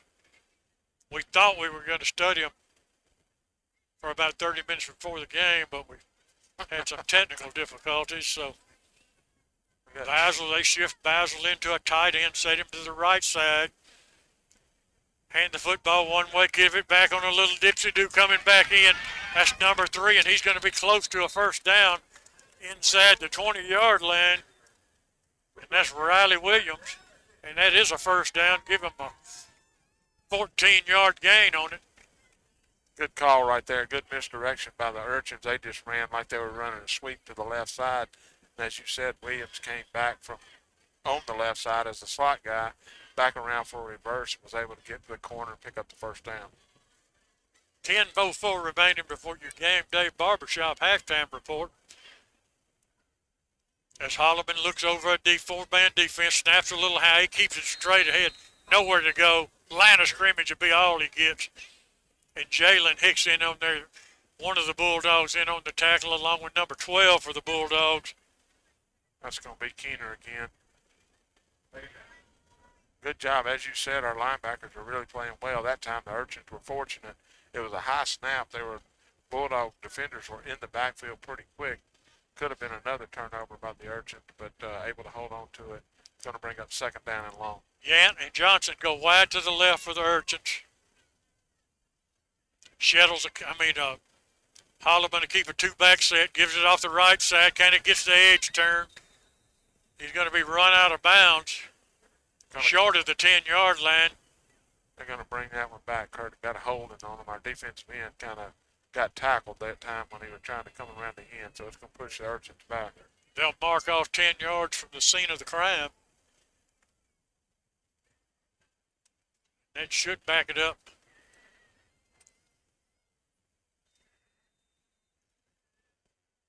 To about the 24-yard line. Decline the penalty, I think, Kurt. Looks like. That's the situation. 2nd and 15 for the Urchins. Now a one-back set for Holloman. He hands it straight ahead. Now he pulls it and tries to keep it on the option. Nowhere to go. Once again, flying up out of that secondary is number 4, DJ Robertson. DJ came up from a safety slot right on that one. He came up quick. Yeah, that's one thing I've noticed tonight. Our Bulldog, the linebackers and our defensive backs are coming to the line of scrimmage really quick. Must not be worried about a pass play. Urchins faced with a 3rd and 14, 3rd and 15. Rolling to his right is Holloman. He's got a receiver, and he caught it. Oh, he couldn't come down with it. We had a battle down at the 5-yard line. First off was Cody Axon went up, got a hand on it. Then the receiver got a hand on it. I had to pick that number up. It came down to his hand. When he came down, couldn't hold on to it. Almost a great play. Good job that time by Cody of defending the ball and popped it up in the air. And as the receiver for the Urchins was falling to the ground, it hit him in his chest, and he just wasn't able to hold on to it. That was Caleb Johnson on the receiving end, I think. Snap gets over Holloman's head. He's under pressure, heavy pressure, breaks or sidesteps one man. Does a good job just trying to get back to the line of scrimmage. Just wasn't anywhere to go. It run out of bounds. And the Urchins have turned it over on downs with 8:12 remaining before your game day halftime report. New Albany leads the football game 24-0. Bulldogs are playing really good football, Keith, and the Urchins have kind of shot themselves in the foot a couple of times with some turnovers. Well, the Bulldog defense is playing really good, and the offense finally got it rolling. And right now, Bulldogs are doing what we expected them to do tonight. Got possession of the football with 8:12 left in the first half, lead 24-0. Shettles looks over a 3-man down the line. He's back to pass, fires a bullet, completes it at the 36-yard line. Yeah, good job that time by Shettles. He had Jeb Boland. They ran a little crossing route over there, the two receivers on the right side for the Bulldogs, and Boland kind of let the inside receiver go to the outside, and he came right behind him. Good job by Shettles. Gained 11 on it. Fires another bullet right back at him. This one's off his hands and bounces into the sideline, incomplete. It'll be 2nd and 10. Well, as you said, that time it's good pass, just a little bit high. Hit the receiver in the hand. I couldn't tell who it was, and not able to get it. Looks like it's going to be a penalty on the Bulldogs. Let's go down to David and see if he can tell us what that penalty is.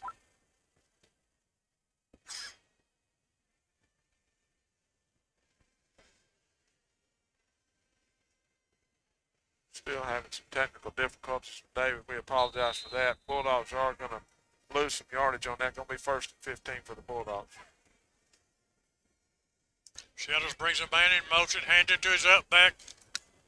Hits the line of scrimmage, accident drags a would-be tackler for 6 yards, maybe 7. Make it 2nd down and 8.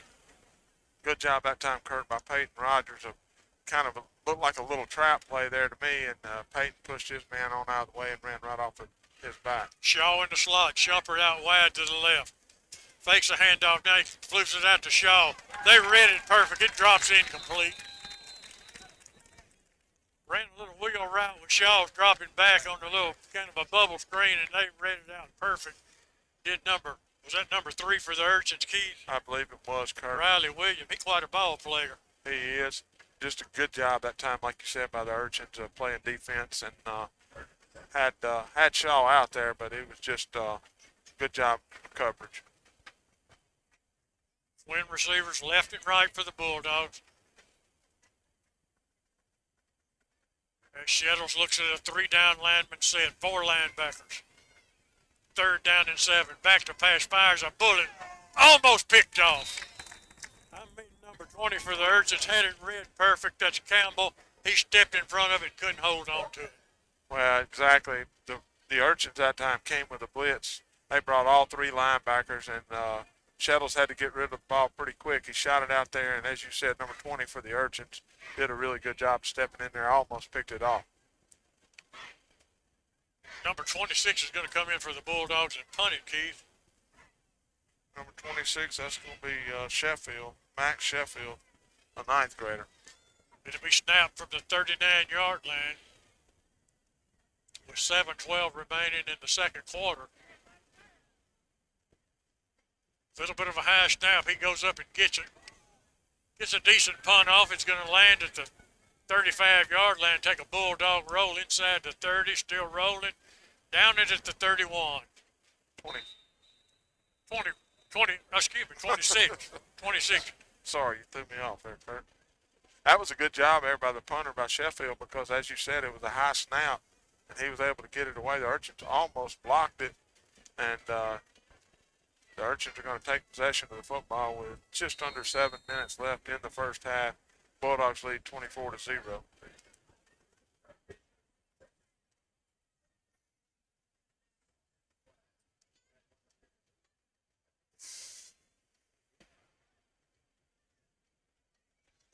Portland Earl checked into the football game. He's kind of been injured in the preseason, but I thought I saw him coming in at a safety position.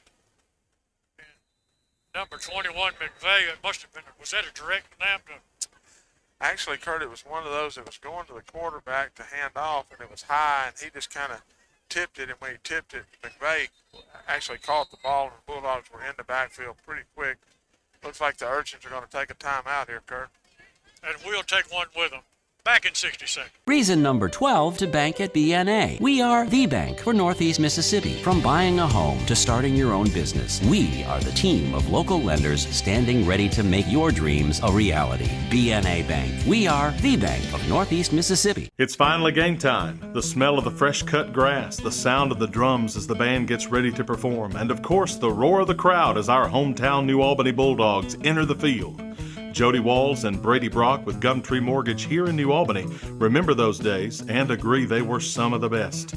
They also want your mortgage experience to be the best as well. They pride themselves on excellent customer service and establishing a personal connection with their clients. They also have the knowledge and programs to fit your mortgage needs. So whether you're building, buying, or refinancing your current home, they want to help. Call them and set up an appointment today. Jody Walls and Brady Brock with Gumtree Mortgage. Let them help make your dreams come true. Go Dogs! All right, we're back at East Union. They're going to snap it to the quarterback. He's going got a man down the sideline. Looks like Shaw's going to pick it off for the Bulldogs. Shaw's cutting back to the middle of the field. He's running the football, still spinning, still got some blockers. He's going to make it back to, looks like about the 25-yard line. Good job there by Shaw defending the receiver for the Urchins. Bulldogs are going to have their third turnover, pick up the third turnover of the night. going to have possession of the football. Like I said, it looks like just inside the 25-yard line, leading the football game 24-0. 6 minutes, 21 seconds left in the first half.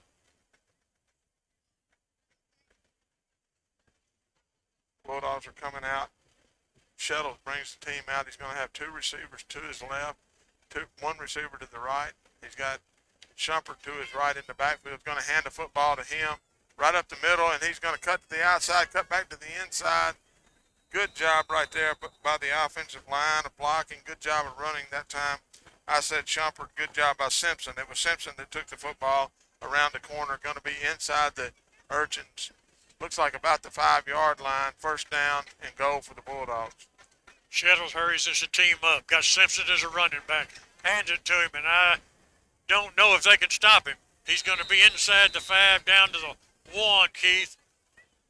And I never would have thought they could hold Simpson down in a situation like that short of 5 yards. Well, he's a strong runner. He is a strong runner, and that time they just he pushed the pile, and they got down at his ankles and grabbed him and were able to stop him. But I would imagine you'll get another dose of something similar right here. Bulldogs making some substitutions. DJ Robson checks out. Bolin checks in as a power back. Line him up right up on the line of scrimmage behind the offensive tackle. Handoff goes to Cody Axon right behind him, and it's a touchdown for the Bulldogs. And they go up 30-0 with 5:28 remaining in the second quarter. Well, good job that time by the offensive line. I believe that was Gibbs and Harris and Conley on that right side, and I think Peyton Rogers pulled around, kind of lead through there. Just a really good job by the offensive line. This is going to be Robbins comes in for this extra point. Bulldogs perfect kicking extra points and field goals on the night.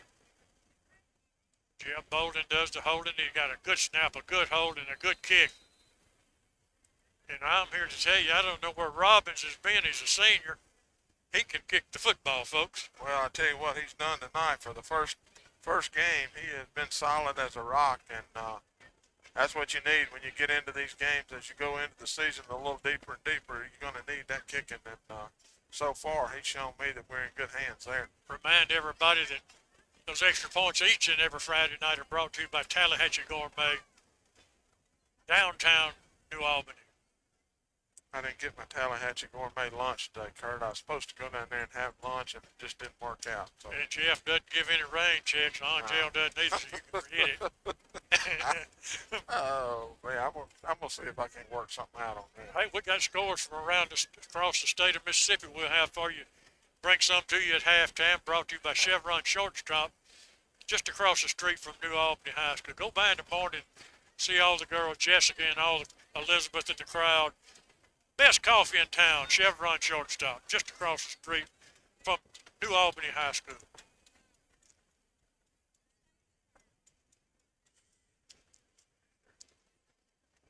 Robbins a little bit late running on the field there, Kurt. He had to go over and get another tee, and he's running out. Now we're getting ready to kick it. As you said, the Bulldogs lead 31-0. We got about 5.5 minutes left in the first half. I'd kick it away from McVee. I know that. He could run the football. This last one, I thought he was going to take it all the way. It's up, it's kicked, and it's caught on the 12-yard line. Out to the 15 to the 20. Sidestep one would be tackled. Fumbled the football, but I think an urgent got back on it at the 23-yard line, so he'll get credit for a return from the 12 to the 23, give him an 11-yard return. Well, good job that time by the Bulldogs kickoff team to get down the field. Did a little bit better job of putting pressure on McVeigh and hit him, and there was an urchin standing there, fortunate for the urchins to pick up the football. Going to be first down for the urchins. Ball on the 29-yard line. They trail the football game 31-0. Urchins have had a couple of big plays, but other than that, he's really been just unable to move the football on this Bulldog defense. I tell you, I've been impressed with the Bulldog defense. Bulldog speed and got a little bit of size up front as well, so really impressed. Whitfield goes wide to the left. Holloman under trouble. He's going to go down back at the 21-yard line. He was definitely dry. He dropped back to pass the football, and there just wasn't any time there. The Bulldog front wall just caved in. The got on him really quick. Lost 6 on the play. and it's kind of a desperation. You're down 31-0. A handoff doesn't do you much good. You try to pass and you know everybody's teeing off coming with the pass rush. Just a situation you do not want to find yourself in as a football coach. No, that's not a good place to be, and looks like the Urchins going to let the clock run down here and call a timeout. And with that timeout, we'll take a timeout with them. You're listening to Bulldog Football on WNAU.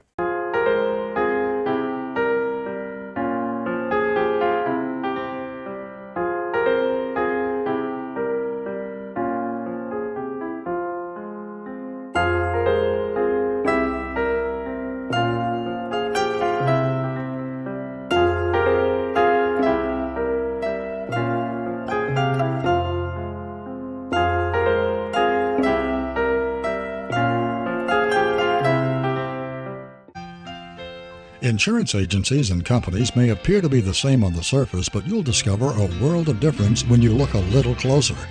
The biggest difference is the people who serve you. At Collins Insurance Agency, we've been through the good times and the not-so-good times too, always serving the people of this area with the very best in insurance coverage from some of the world's finest insurance companies.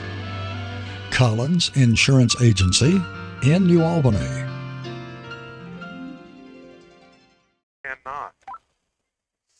All right, we're back at East Union, and the Urchins have the football. Second down and 17 to go.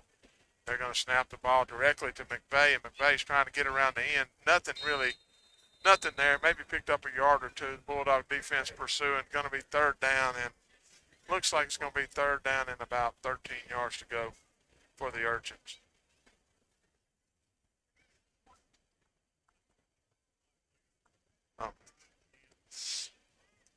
We'll go back down to David and see if we can get anything out of David down there on the sideline. I know we've had some technical difficulties. David, what are you seeing down there on the sideline?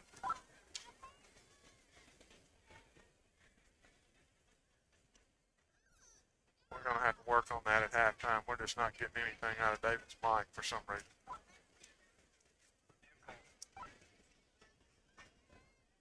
McVeigh's going to hand the ball. That time, McVeigh took a direct snap. He handed the ball to number 24 for the Urchins. Not a whole lot there. Going to bring up fourth down and about 9 yards to go for the Urchins. Looks like Bulldogs will get possession of the football one more time before the half ends. We got 3 minutes, and again, I'm telling y'all, this is running my way. About 3:25 left in the pipeline. Looks like the Bulldogs have got a lot of pressure up front. They've got Robinson back, and everybody else is on the line of scrimmage. Looks like they're going to try to put some pressure on right here, maybe try to block this punt. And they do bring pressure, and he gets it away. Robinson's a great punt by the Urchins. Robinson's going to fumble the football.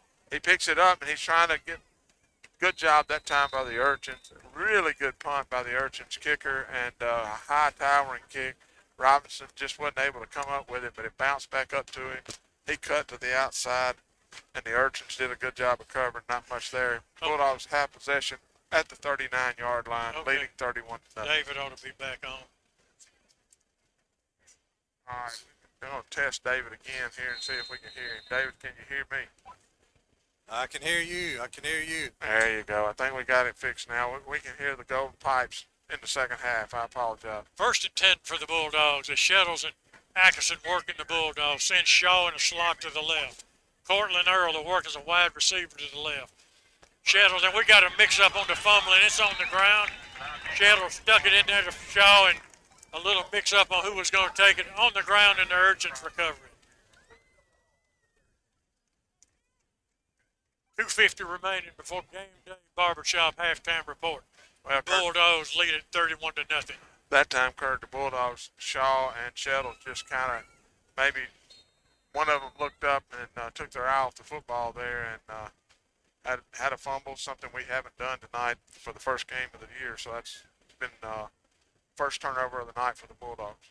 David Good will be visiting with Coach Cody Stubblefield at halftime and get a few words from him on what he thinks of his team's first half of performance this year. There. Little double reverse pass, got a man wide open, and couldn't hold on to it. He had a receiver, had gotten behind everybody, and the receiver, I think that's number 3. Is that Williams? Yeah. He's pleading with the officials, and I don't know, he might have a little bit to, I really couldn't tell. I think it was really good timing by the Bulldog defender. I do. It was a great play by the Urchins. Great call. They did a little double reverse pass, and he was wide open, and our safety turned and ran back and was able to get there. And in my opinion, he got there about the perfect time to break it up. One step earlier, and it would have been interference, but I don't think it was. As Holloman's back to pass, pocket collapse on, fires a bullet, completes it at the 30-yard line.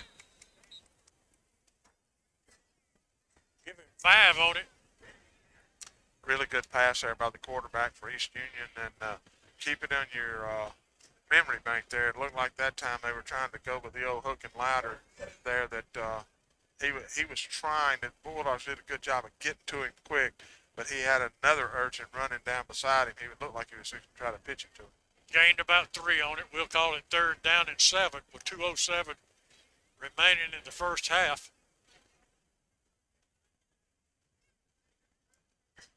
As Holloman barks out the signal, under pressure, rolling to his right, throws it on the run, completes it. Another nice pass.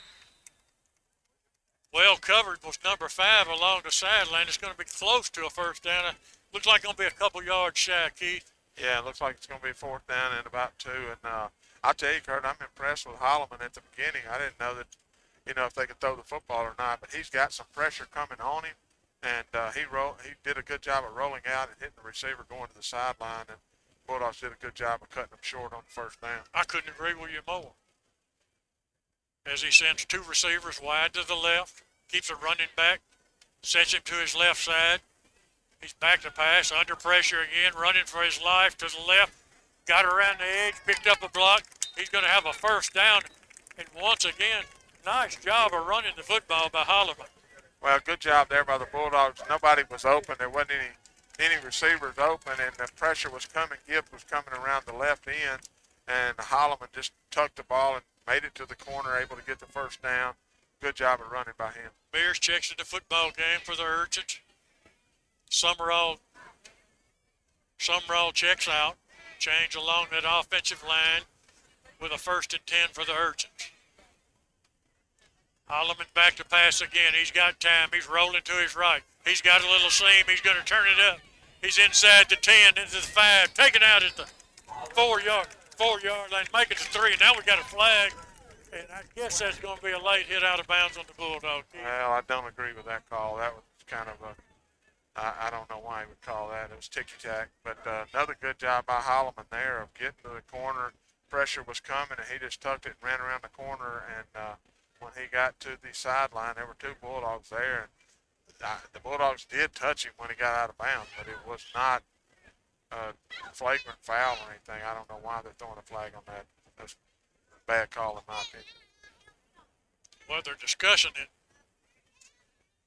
It looked like he went out of bounds about the 3.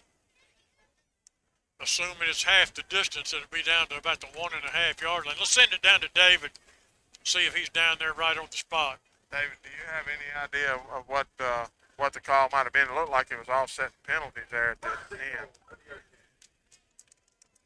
It was unsportsmanlike conduct on one and a personal foul on the other. They were offsetting. One was out of bounds, one was after the play. They'll mark the football right at the 3-yard line.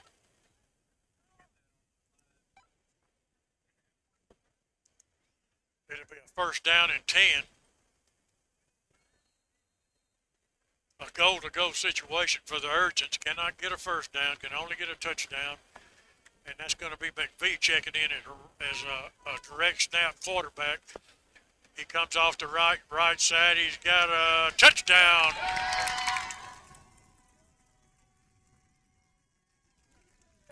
Once he got the corner turn, Keith, he was outside there. Nobody came up. Touchdown from McVee. Well, I tell you what they did that time. They were getting the corner on a lot of plays. Now, some of them were Holloman on pass plays, I know, but that time McVeigh just took it and he beat us to the end. And when he did, he cut it right around and got to the corner to the pylon. That was just a good offensive possession by the East Union Urchins. 14, Holloman to do the kicking. 22, Basil to do the holding. It's down, it's up, and it's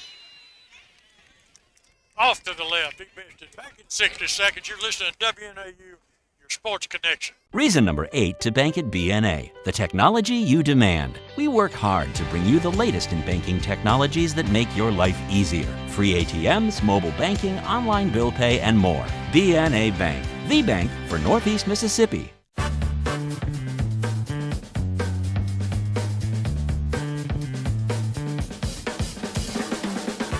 Call State Farm agent Wally Morgan at 662-539-7062 today. What will I find at Van Atkins?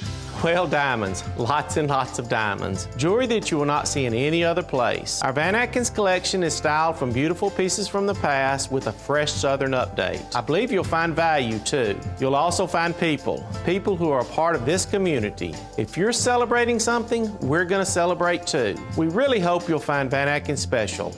I'm Chuck Cooper, and I feel privileged to be a part of that. A pretty good thing here. But I'm going to get a picture of it and send it to you so y'all can give them out. And I'll get East Union's and New Albany's.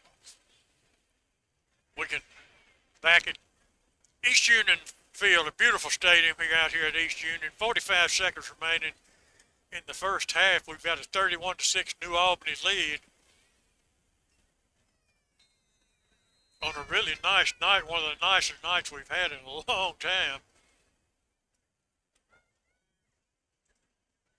Going to kind of hit a little pooch kick, going to be fielded at the 25-yard line, out to the 30, to the 35, right up the middle, still on his feet, and finally taken down at the 43-yard line.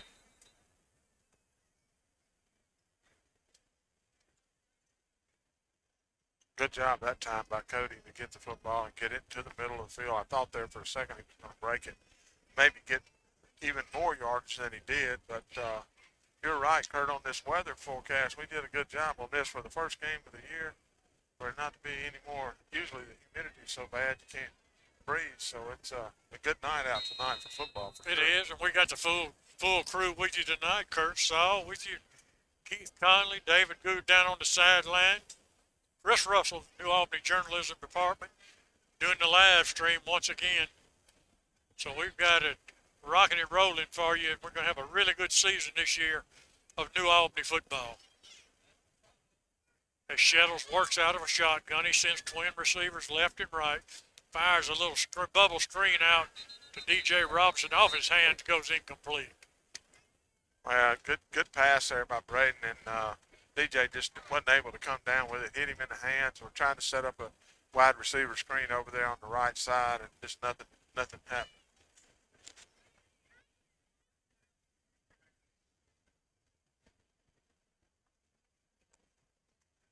Shettle's going to hand the ball off up the middle to Simpson, and Simpson is coming into the going to pick up about 5 yards. Going to be third down, and about 5 yards to go for the Bulldogs. Clock running with 17 seconds left in the first half. Shettle's trying to hurry his team up. He's back to pass. He's looking for Shumpert. Now he's trying to hit Shaw comes back inside to Shumpert and completes it at the 30. Breaks a tackle at the 25, and finally taken down. Nice job of the receiver staying with the pattern. He looked at Shumpert first, checked off to him, looked for Shaw down the sideline. Keith then came back into Shumpert, and Shumpert caught it, did a nice job handling the football when he got it. Good job there by Shumpert. Good pass by Shettles, and we're going to send it down to David when he can get a hold of Coach Stubblefield. I believe he's got him now. Go ahead, David. All right, he's talking with his players. All right, Coach, a couple of turnovers early in the ball game. Got 3 points out of it. Kicking game looked pretty good early on. Yeah, the kick went really well. Both of them, we got to do a better job on the kickoff return team, like not letting him get outside and breaking down, making tackles. Defensively playing really well, excited about that. Offensively, we're not taking advantage of stuff right now, not making catches. Offensive line's doing really well, and we're running the ball well inside. We've got to do other stuff too, and we've got to be more successful on catch. Yeah, I noticed a couple of pancake blocks there from the offensive line. Very impressive with those guys. Yeah, like I said, defense is playing really well. They're playing hard. Offensive line's moving a lot of people in. Got a lot of kids in the ball game. I noticed a lot of freshmen out there, a lot of sophomores, a lot of juniors, a lot of seniors. Yeah, we got a pretty good mix. There's some young guys we got to have step up, and then we got a few older guys that need to lead. So Good luck second half, Coach. Thanks. Back to you guys. All right. Thank you, David.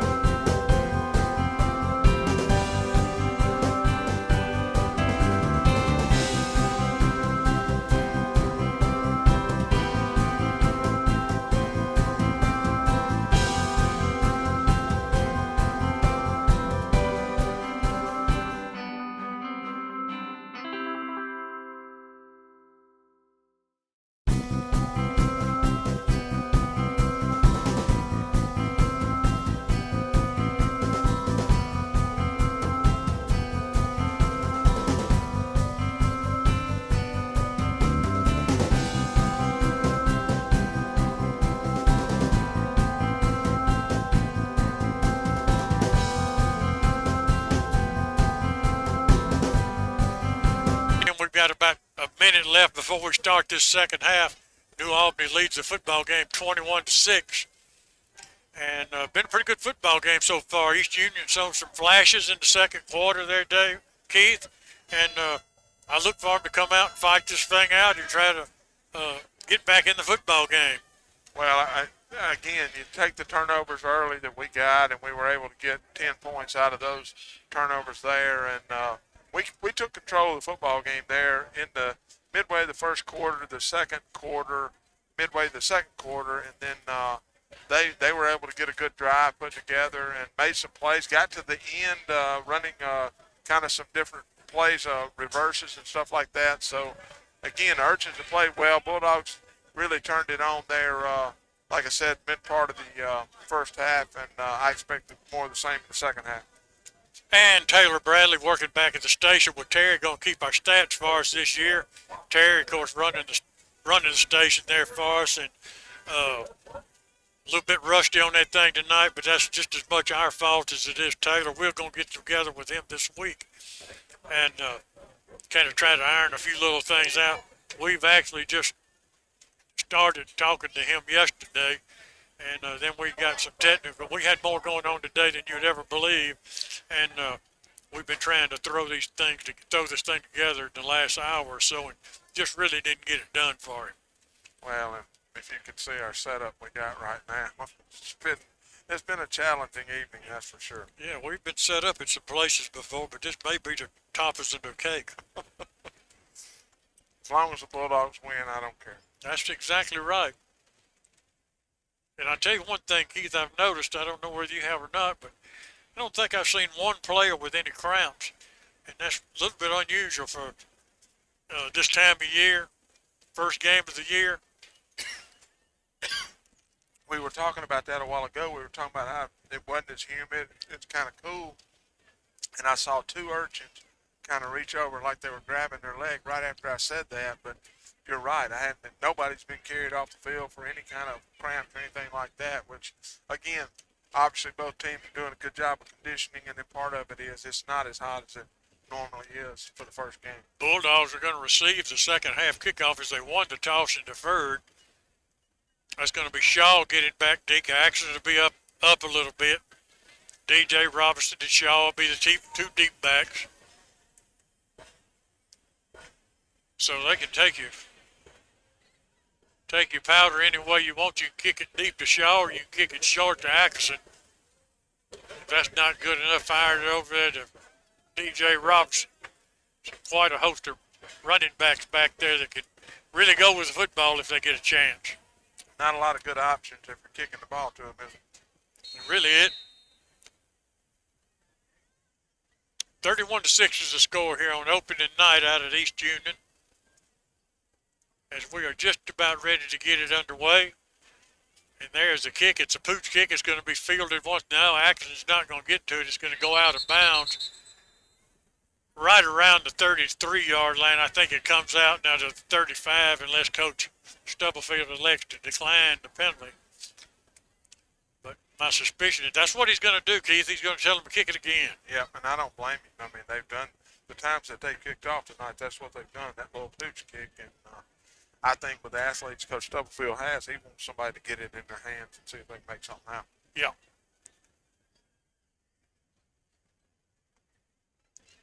Boland's up there. He's lined up along the 40-yard line. So there's some guys that can handle the football.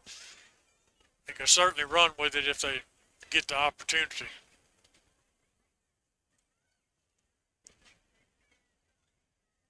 Can I tell who that is all the way over on the 40 on the other side, Keith? I can't tell. I think it's Shumpert, number 7. That's number 7, Shumpert. So that even makes it, your choices worse. Yeah. Urchins are going to tee it back up. They'll move it back to the 35-yard line. Of course, in high school, kickoff is from the 40.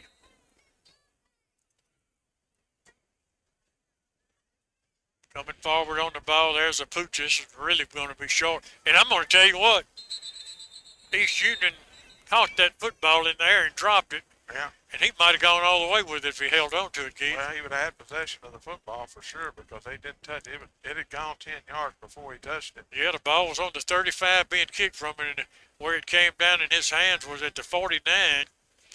And now there's a discussion about it. And I don't understand. I mean, the ball certainly went 10 yards. I don't know what they're discussing either. Maybe where it should be placed because, again, there was nothing illegal about what the guy from East Union had done. And like I say, had he caught it, they'd have possession of the football. Well, I wonder after that penalty, does the ball then have to go 15 yards on the kickoff? Now, I don't know. You know a lot more about football than I do, but I wouldn't think so. Bulldogs are going to take possession of the ball. It looks like, though, on the Urchins, as you said, 49-yard line, 1st down and 10, just to start the third quarter. Twin receivers left and right for the Bulldogs. Offensive line set, looking at the 3-down lineman set. Shaw in motion left to right. Handoff goes to action straight ahead. He picks a hole, breaks a tackle. He's at the 35, cuts back in at the 30. He's at the 10. He's at the 5. He's a touchdown for Cody Atkinson, and a really nice job of running the football. He sees the field so well, Keith. Well, he for his size, he's not, tall, but he's strong and he runs hard.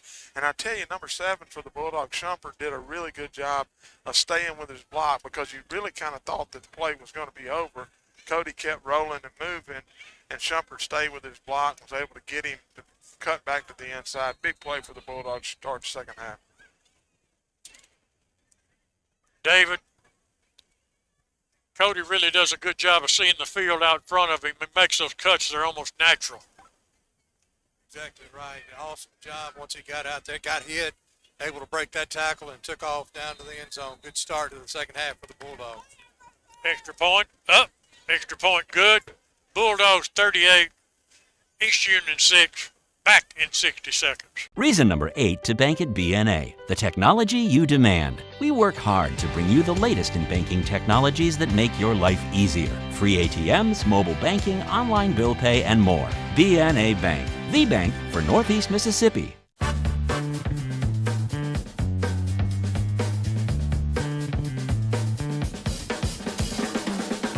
Call State Farm agent Wally Morgan at 662-539-7062 today. What will I find at Van Atkins? Well, diamonds. Lots and lots of diamonds. Jewelry that you will not see in any other place. Our Van Atkins collection is styled from beautiful pieces from the past with a fresh Southern update. I believe you'll find value, too. You'll also find people who are a part of this community. If you're celebrating something, we're going to celebrate, too. We really hope you'll find Van Atkins special. I'm Chuck Cooper, and I feel privileged to be a part of that. The 30. Got some running room at the 40, breaks a tackle at the 45. Down the sideline he goes, taken down from behind at the 36-yard line. Well, good job there running by the Urchins. Was that number? That's number 3. That's going to be Williams, I believe. Yeah. You can't tell much difference in him and McVeigh. I'm telling you, they can both go with the football. Yeah, they both can run. Good kick there by the Bulldogs. Again, that kickoff and all kickoffs brought to you by Northeast Mississippi Community College. They begin their athletic season with 5 home games. The Tigers host Pearl River on September 8th, Mississippi Delta for homecoming on September the 22nd, East Central on October the 6th, East Mississippi on October the 13th, and Northwest on October the 27th. Holloman rolls to his right. This time Bulldogs come up. He sidesteps a would-be tackler, taken down by Sullivan of the Bulldogs. Might have got a yard out of it. Good job of pursuit there by the Bulldogs. If you want to know more about Northeast Athletics, go to www.nemccathletics.com for a complete schedule plus up-to-date news on Northeast athletic programs. You can also watch their football all season on nemcctv.com. Holloman works with a 1 running back set, sets him off his left flank. Twin receivers left and right, back to pass, got some time, rolls to his left, looks down the middle, well covered and almost intercepted. Shaw went up for it, couldn't come down with it, but it was a host of Bulldogs there. Holloman lucky it wasn't picked off. Again, Kurt, I'm really impressed with Holloman, the way he is able to elude the rush and throw the ball on the roll. He was going to the left side that time, threw it back up. As they say, don't throw it back in the middle of the field. Almost picked off by the Bulldogs. Good job of Bulldogs covering on that one.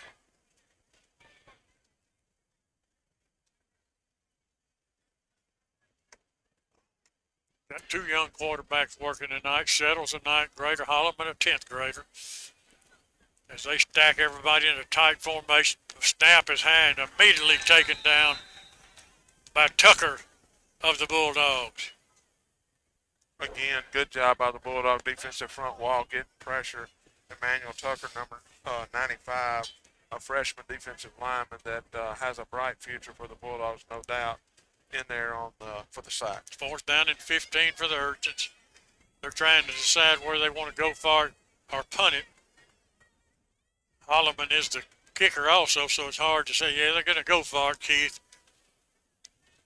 They're going to send twin receivers wide to the left, one receiver to the right. Basil will work it's a tight end to the right. Holloman barks out the signal, rolls to his right. He's looking. Overshot his man, well covered along the sideline, but overshot him anyway out of bounds. And the Bulldogs will take over on downs. Good job there by the Bulldog defensive front wall, getting pressure again on Holloman, forced him to roll out, and good coverage on the outside by the cornerback for the Bulldogs. The ball was thrown and ended up out of bounds. There was no way he was going to catch a football. Bulldogs will take possession of the football. 1st and 10, leading the football game 38-6 with 10 minutes, just over 10 minutes left in the football game.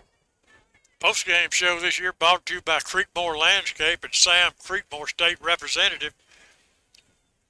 We'll visit with Coach Cody Stubblefield, a couple of the Bulldog players, have some final scores from around the state, all for you on the post-game show here on WNAU. Shettles gets rid of it, tried to set a little screen up.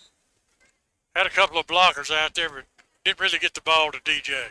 Well, good job there. Great setup. It kind of looked like we were going to come with a screen to Braden's left side, and he faked that and then went back to the right side. Had the blockers out there. DJ was there open, and Braden just missed him. Looks like, Kurt, we got our first cramp of the night here by an Urchin player. He's down. That's number 4 for the Urchins. That's Adams.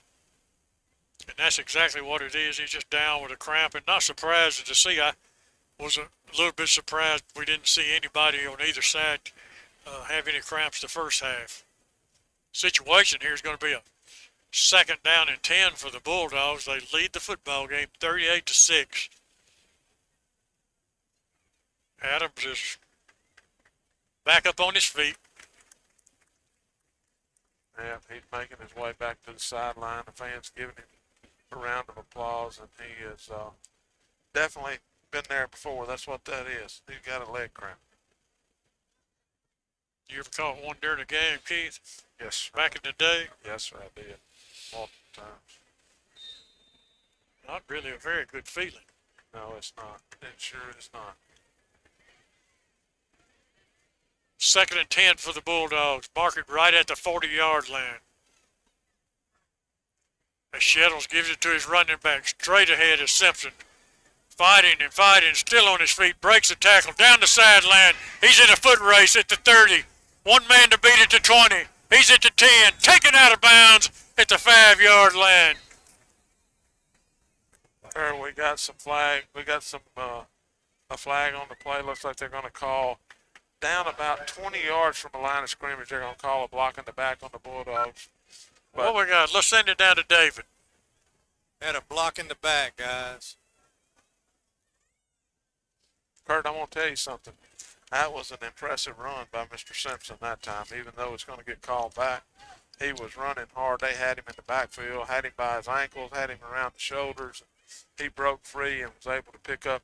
Going to get a first down for the Bulldogs.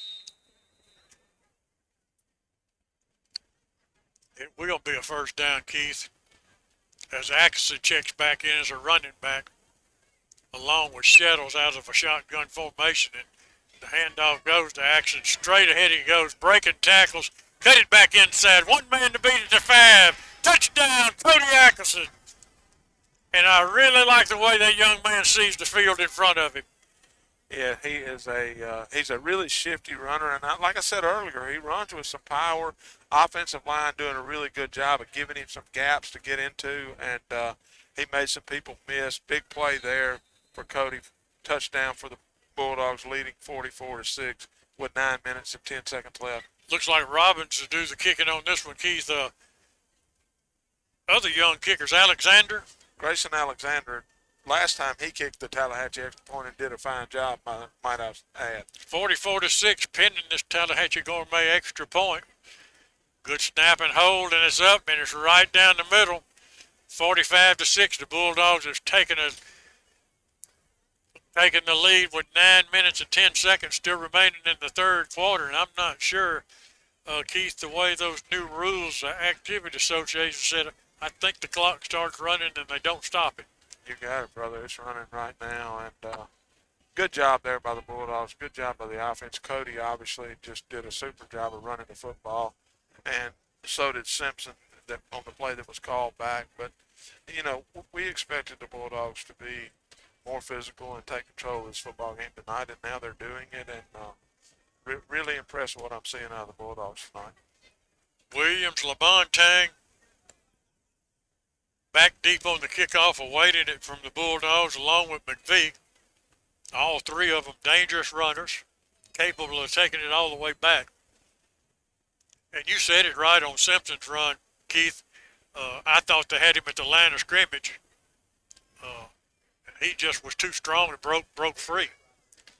Yeah, I've been impressed tonight with both teams, the athletes on the field. I think New Albany's got a lot more speed than I was anticipating, and physical as well, and East Union does too.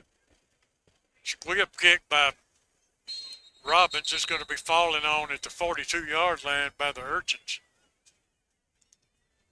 as they have a 45-6 lead. I don't really know that if he missed that, or if that was we were trying to catch him off guard, or what it was there. But good job by the Urchins to get on the football, and they're going to have possession of the football on their own 43-yard line, trailing the football game 45-6.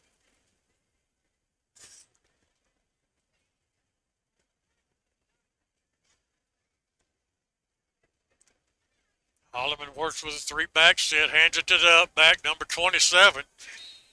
He gained about 4 yards on it. Nice running, nice job of running the football. That's Hazel.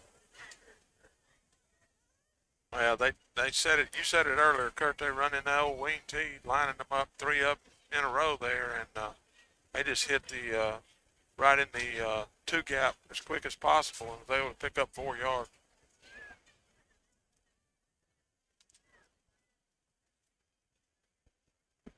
Wilkinson has checked in at quarterback for the Urchins.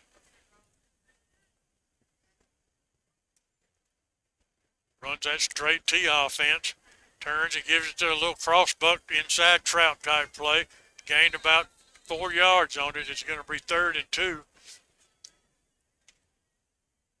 And don't let this score tonight fool you. This East Union football team is a good football team. They're going to win some ball games.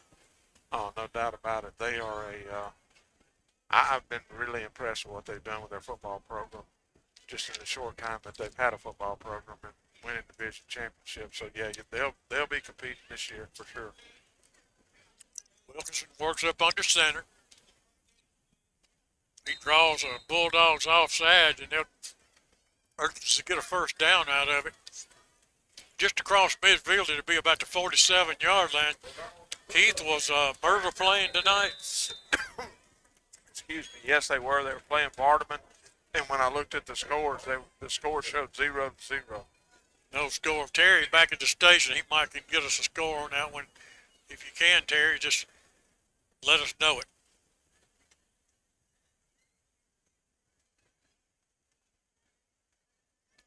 We got a stoppage of play on the field. I want to remind everybody, you listen to WNAU 1470 AM.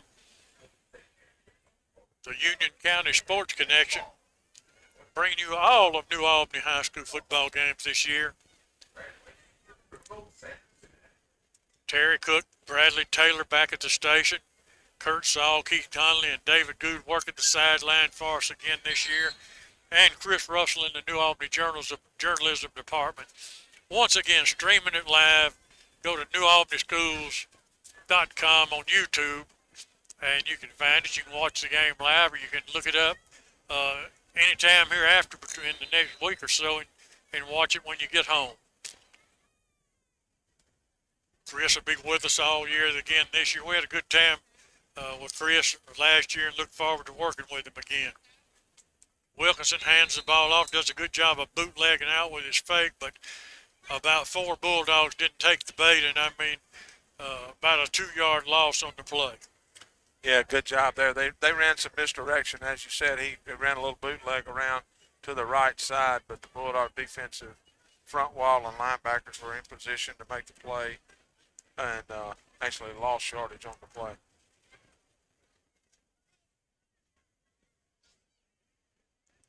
Second down 13 as the clock runs. Handoff straight ahead to the first back. That's Lamontagne, I believe, number 27. He's a tough runner. Yeah, he is a good runner. They're doing a good job up in the front line. Excuse me, that's Hazel. Big, strong young man runs it up in that middle hard. Basil checks into the football game. Generally working as a tight end.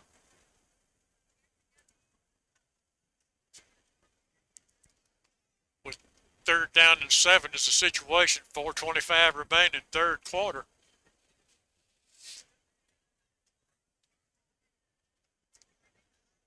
Handoff goes to the deep back. Got a little bit of running room. Taken down by number 5 of the Bulldogs. Score of interest, Kurt. Future opponents of the Bulldogs this year. East Webster leads South Pontotoc 34-0. Ripley leads Bahia 66-0. North Pontotoc leads Tupelo Christian Prep 35-0. Mantachie leads Tishomingo 42-8. Shannon leads Pontotoc 22-8. Well, that might be a little surprising. Yeah, a little bit. Amory leads Itawamba 14-13.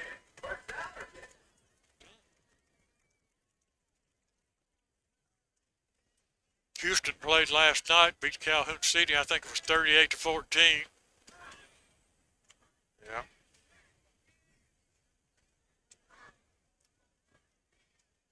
Tupelo leads Lafayette 31-0. Wilkinson doing a nice job of running this East Union offense. He really carries out the fake. He bootlegs it out and keeps it this time.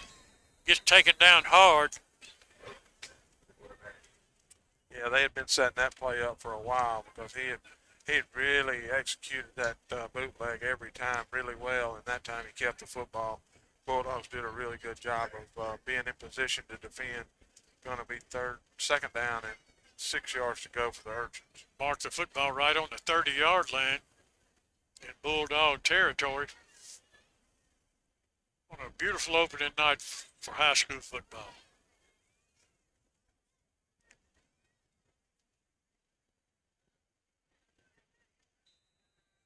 Stopped at the line of scrimmage. Might have lost a yard on that. We'll have to see where they mark as forward progress. I want to remind everybody, scores brought to you by Chevron Shortstop just across the street from New Albany High School. Go by each and every morning for some of the best coffee in New Albany. Chevron Shortstop.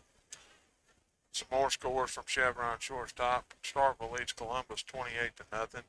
Brandon leads Oxford 22-7.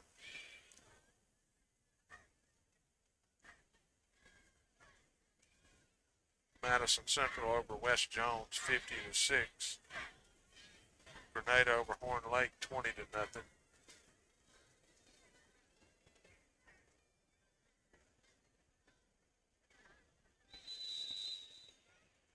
They ran it again, Kurt, off the left side. Just kind of a power play over to the left, and the Bulldog defense did a really good job, led by Emmanuel Tucker that time. Going to bring up 4th down and probably 6 or 7, about 6 yards to go for the Urchins. Well, you know we have our little pick'em thing in the Gazette each week. and it appears to be by the scores you're reeling off, I've just had a disaster. That's not surprising. Looks like I'm going straight to last place. Hey, we got a player down. We're going to send it back to the station. Back in 60 seconds. Reason number 12 to bank at BNA. We are the bank for Northeast Mississippi. From buying a home to starting your own business, we are the team of local lenders standing ready to make your dreams a reality. BNA Bank. We are the bank of Northeast Mississippi. It's finally game time. The smell of the fresh cut grass, the sound of the drums as the band gets ready to perform, and of course the roar of the crowd as our hometown New Albany Bulldogs enter the field. Jody Walls and Brady Brock with Gumtree Mortgage here in New Albany remember those days and agree they were some of the best. They also want your mortgage experience to be the best as well. They pride themselves on excellent customer service and establishing a personal connection with their clients. They also have the knowledge and programs to fit your mortgage needs. So whether you're building, buying, or refinancing your current home, they want to help. Call them and set up an appointment today. Jody Walls and Brady Brock with Gumtree Mortgage. Let them help make your dreams come true. Go Dogs! I didn't think he'd be able to interpret it very quick. Wilkinson up under center. Now he looks back, steps back, looks at the sideline for some instructions. Worked with a 2 tight end set, 3 back set. Hands it to the deep back. Nowhere to go. Stopped at the line of scrimmage. Fell forward, but I mean, who was that along the line, Keith? Was that That was number 41 for the Bulldogs. That's going to be Chance Robinson, a 10th grader. He made initial contact, I believe. Really good job by the defensive front wall. And David talked to Coach Stubblefield about the number of kids that he's getting to play tonight, and he is. There's a lot of different age groups out there playing football tonight for the Bulldogs. First down and 10 for the Bulldogs as the third quarter comes to the end. We'll be back in 60 seconds.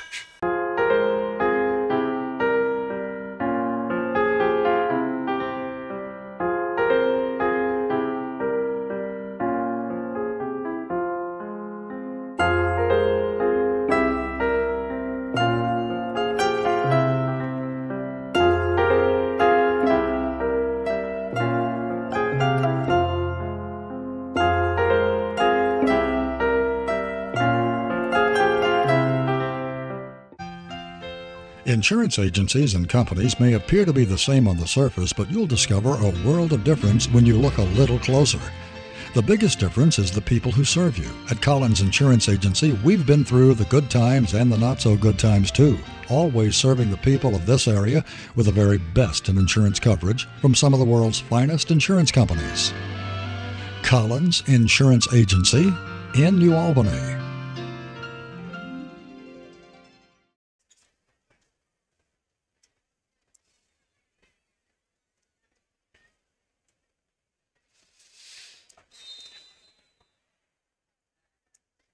All right, here we go. Fourth quarter, 45-6 is the score. Bulldogs hand it off straight ahead. That's number 6. That's a fresh running back in the game, and I don't know who that is, Keith. That's Zion Robinson. Well, Zion looked like he was just about ready to step in right where the other guys had stepped off. He really hit the hole hard, and I think Zion, if I'm not mistaken, is a sophomore also. He is a sophomore. That's exactly right. I think we've got a few younger linemen in there too as well. I see number 7 in there, 70 in there. Jackson Howard is a freshman for the Bulldogs. 32's in there, but the roster I've got doesn't have him listed. Latarian Cameron is number 32. Number 6 for the Bulldogs again. Zion is showing me something right now, the way he's running.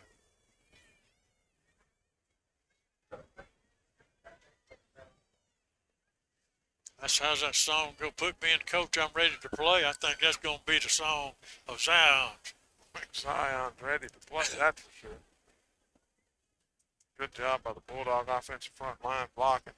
Number 10, Paul Cooper Owen is in at receiver here on the right side for the Bulldogs. Trying to pick up a few 72s in the football game.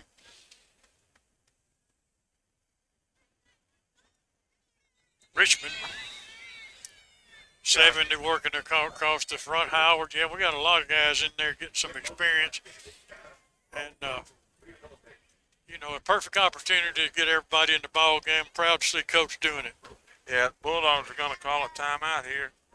And I think we've held it too long here to have a yeah, we have David, I guess Coach Stubblefield and the coaching staff appear to be pretty satisfied with what they've seen tonight.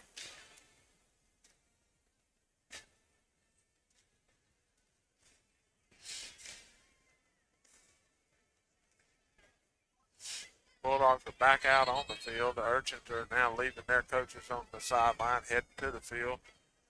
I'm going to repeat myself, David. I think the coaches ought to be pretty pleased with what they've seen tonight. You're exactly right, guys. They've done very well on both sides of the ball, get a lot of kids into the game. And like Cody said at halftime, offense, defensive line showing their dominance tonight. Handoff goes to Zion, and he's down at the 40-yard line. Give him a gain of, he got about 4 out of it. Pick up a second down. Give him 5, make it 2nd and 5.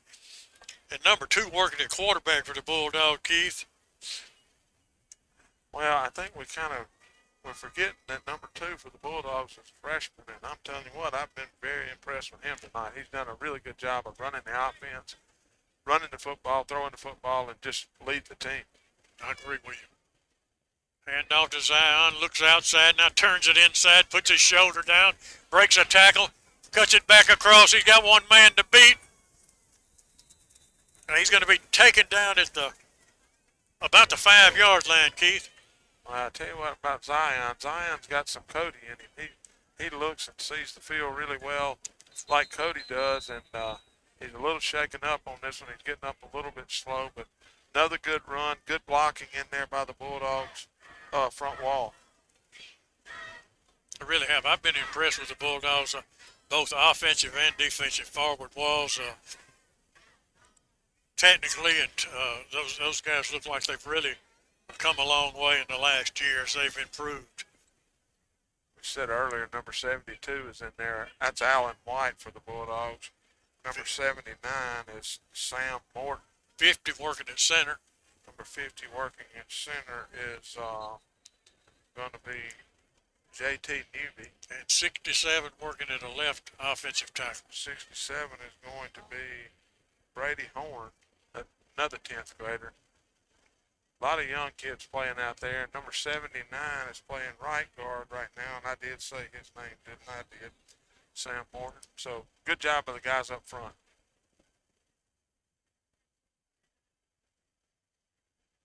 Handoff goes straight ahead to number 30 this time. Taken down, body slam down, just shy of the goal line.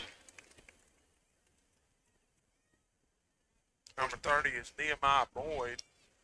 Good job of running. We've got more and more, Kurt. They just keep coming. Yeah. That's Boyd's first carry of the season. There's his second one, and he's going to take it as a house. He's going to take it into the end zone. And Boyd on his second carry takes it into the Bulldog end zone. And the New Albany Bulldogs go up 51-6. Well, again, the Bulldogs are doing what we had hoped they would do. A good job by the Bulldogs, but really good for the young guys to get in there. Those offensive linemen getting in there and not just getting in there and getting in the way. They getting in there and blowing people off the football. Really proud of those guys getting in there and showing some spirit. Looks like Alexander's going to come in and do the extra point. He's done 3 or 4 of them tonight. Always brought to you by Tallahatchie Gourmet.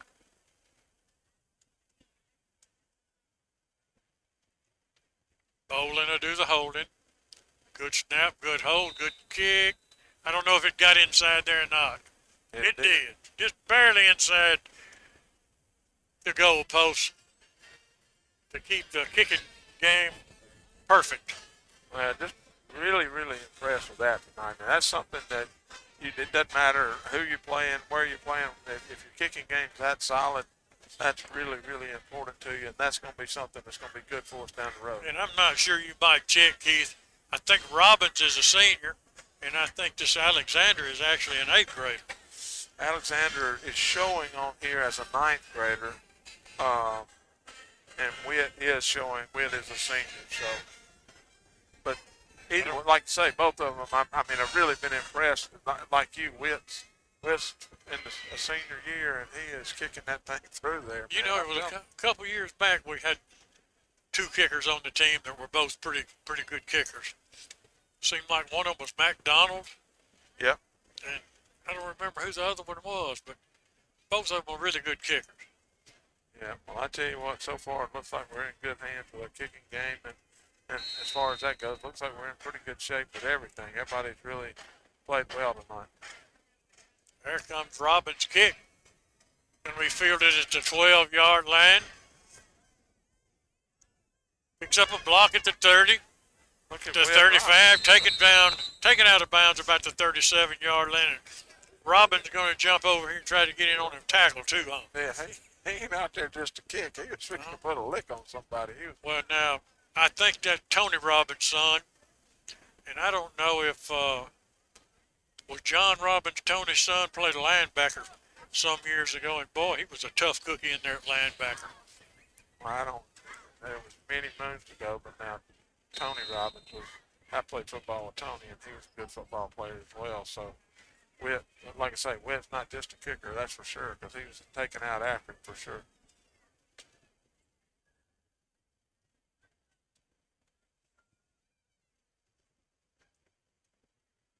Handoff goes straight ahead. He's going to Bull for about 5 yards. Nice job of running the football. Got some more young guys in there. We got number 10, Ken Holloman, and we got number 64 in there for the Bulldogs. It's going to be Carrion Wade.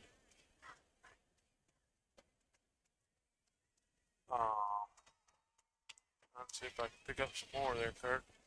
A lot of young guys getting to play tonight for sure.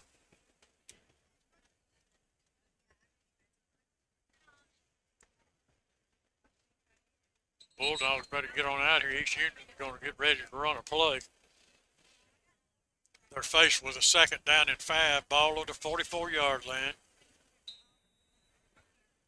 Wilkinson done most of the quarterback in this second half, and I don't know whether Holloman got injured or the East Union staff just decided to work both of their young quarterbacks.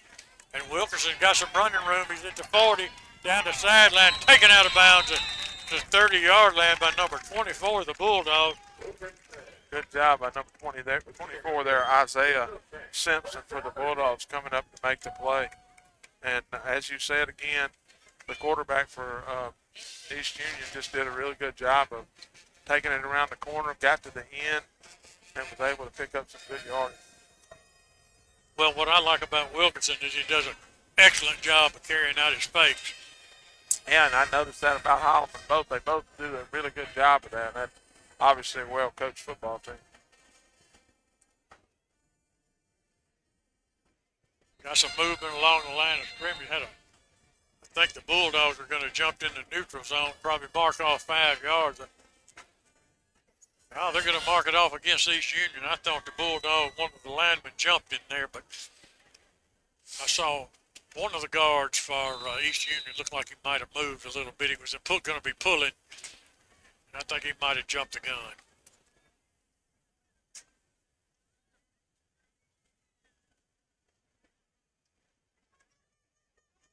Handoff goes to Hazel. He's going to pick up 6, 7, 8 yards on it before he's taken down. Good hard running in there by East Union. Some of the other Bulldogs that are out there trying to pick up some of these numbers, so I make sure these guys get some credit for being out there and putting in the effort they're putting in tonight. Number 9 is a new one I hadn't seen out there. As Wilkerson looks over a 3-down lineman set with the outside linebackers walk up. Now they loosen up. Handoff goes to the up back under heavy pressure, looses his foot. He's going to lose about 5 yards on it. Good job that time by number 48, Isaac Gilbert, a 10th grader for the Bulldogs, getting pressure on the quarterback. Coming into the defensive line for the Bulldogs is number 70, Jackson Howard.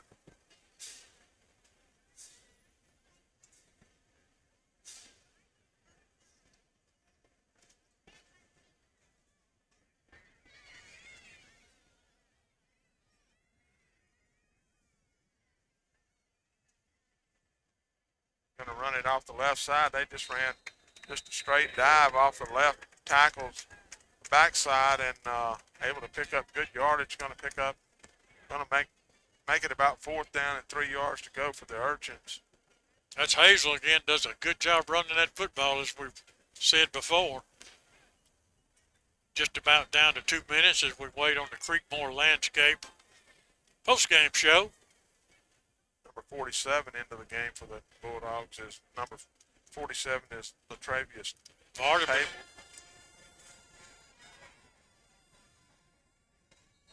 Wilkinson taken out of bounds along the 12-yard line, and he's got a score in. Vardaman was leading Myrtle 42-0. Yeah, that's right. I forgot about that one, and obviously not what we wanted to hear, but yeah, that was the score, 42-0.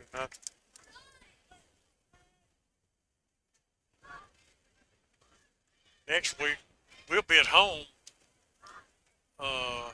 entertaining the Itawamba Indians, and they were behind. Amory was ahead of them 14-13 in the second half. That's correct. See if I can find any more of those scores from Chevron shortstop. Wilkinson fakes it, keeps himself up, does a little juking around, picked up 3 yards on it, down to the 10-yard line as the clock runs.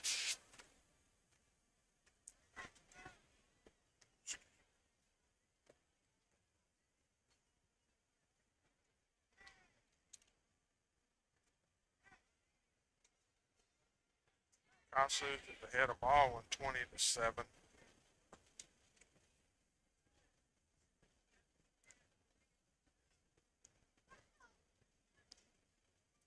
We're under 1 minute as Wilkinson works his team up to the line, fakes a handoff. He's following a blocker, looking inside, trying to finally take it out of bounds. Looks like along the 6-yard line. 41 seconds left in the football game. Good job of pursuit there by the Bulldogs defense, getting to the outside and knocking him out of bounds. As you said, it's going to be about the 6-yard line. They can get a first down, Kurt. Looks like it's about the 3-2. Yeah, they got about 1 yard for a first down. Clock's going to get them, I'm afraid. Yeah.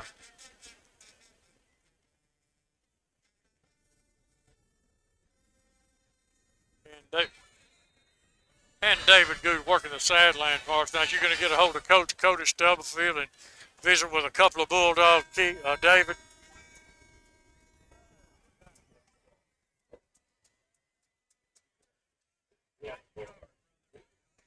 Well, Kurt, the Bulldogs did a really good job there, and they started out a little slow with a couple of turnovers that East Union had, and we weren't able to move the ball. But then after that, we just kind of took over the football game, and I think both of these teams are going to have good seasons. Though I think East Union again, they'll be just like always. They'll compete in their division, and I think saw a lot of promising things out of the Bulldogs tonight. You know, a little bit different offensive scheme we saw tonight than we've seen the last couple of years, Keith. A little more underneath passes, a little bit more short screens, and then the ability to go deep and across the middle when they wanted to. Mixing that up with the running game, you know, it just opens up that running game. And when you got guys like Atkinson and Simpson and Shaw and people like that can't carry the football, even Robertson that came in late in the game, you know, it makes for a little bit more well-rounded offense. Well, I'm going to tell you something. You think about who we lost last year, and then you look at what's out there now. I mean, we've got a bunch of athletes still out there, a lot of them. And I was really impressed with Braden tonight, how he played and kind of controlled the game. And so, again, there's no shortage of athletes out there for the Bulldogs, for sure. Now, it's a young football team, and they're going to have to adjust as the game gets quicker and quicker on them, run into some of these opponents. But I think they're going to really have an opportunity here to have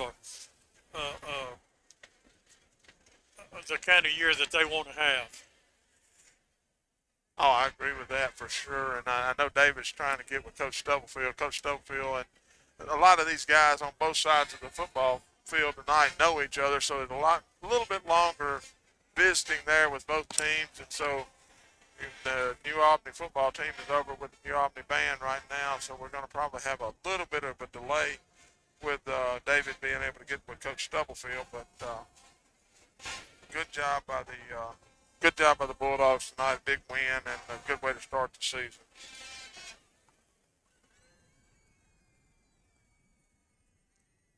David Goodall waiting. He's waiting to visit with Coach Cody Stubblefield as the Bulldog team and coaching staff kind of gets together down here on the right end of the field. We're going to take a 1-minute break. You're listening to the Creekmore Landscape postgame show. Reason number 8 to bank at BNA, the technology you demand. We work hard to bring you the latest in banking technologies that make your life easier. Free ATMs, mobile banking, online bill pay, and more. BNA Bank, the bank for Northeast Mississippi.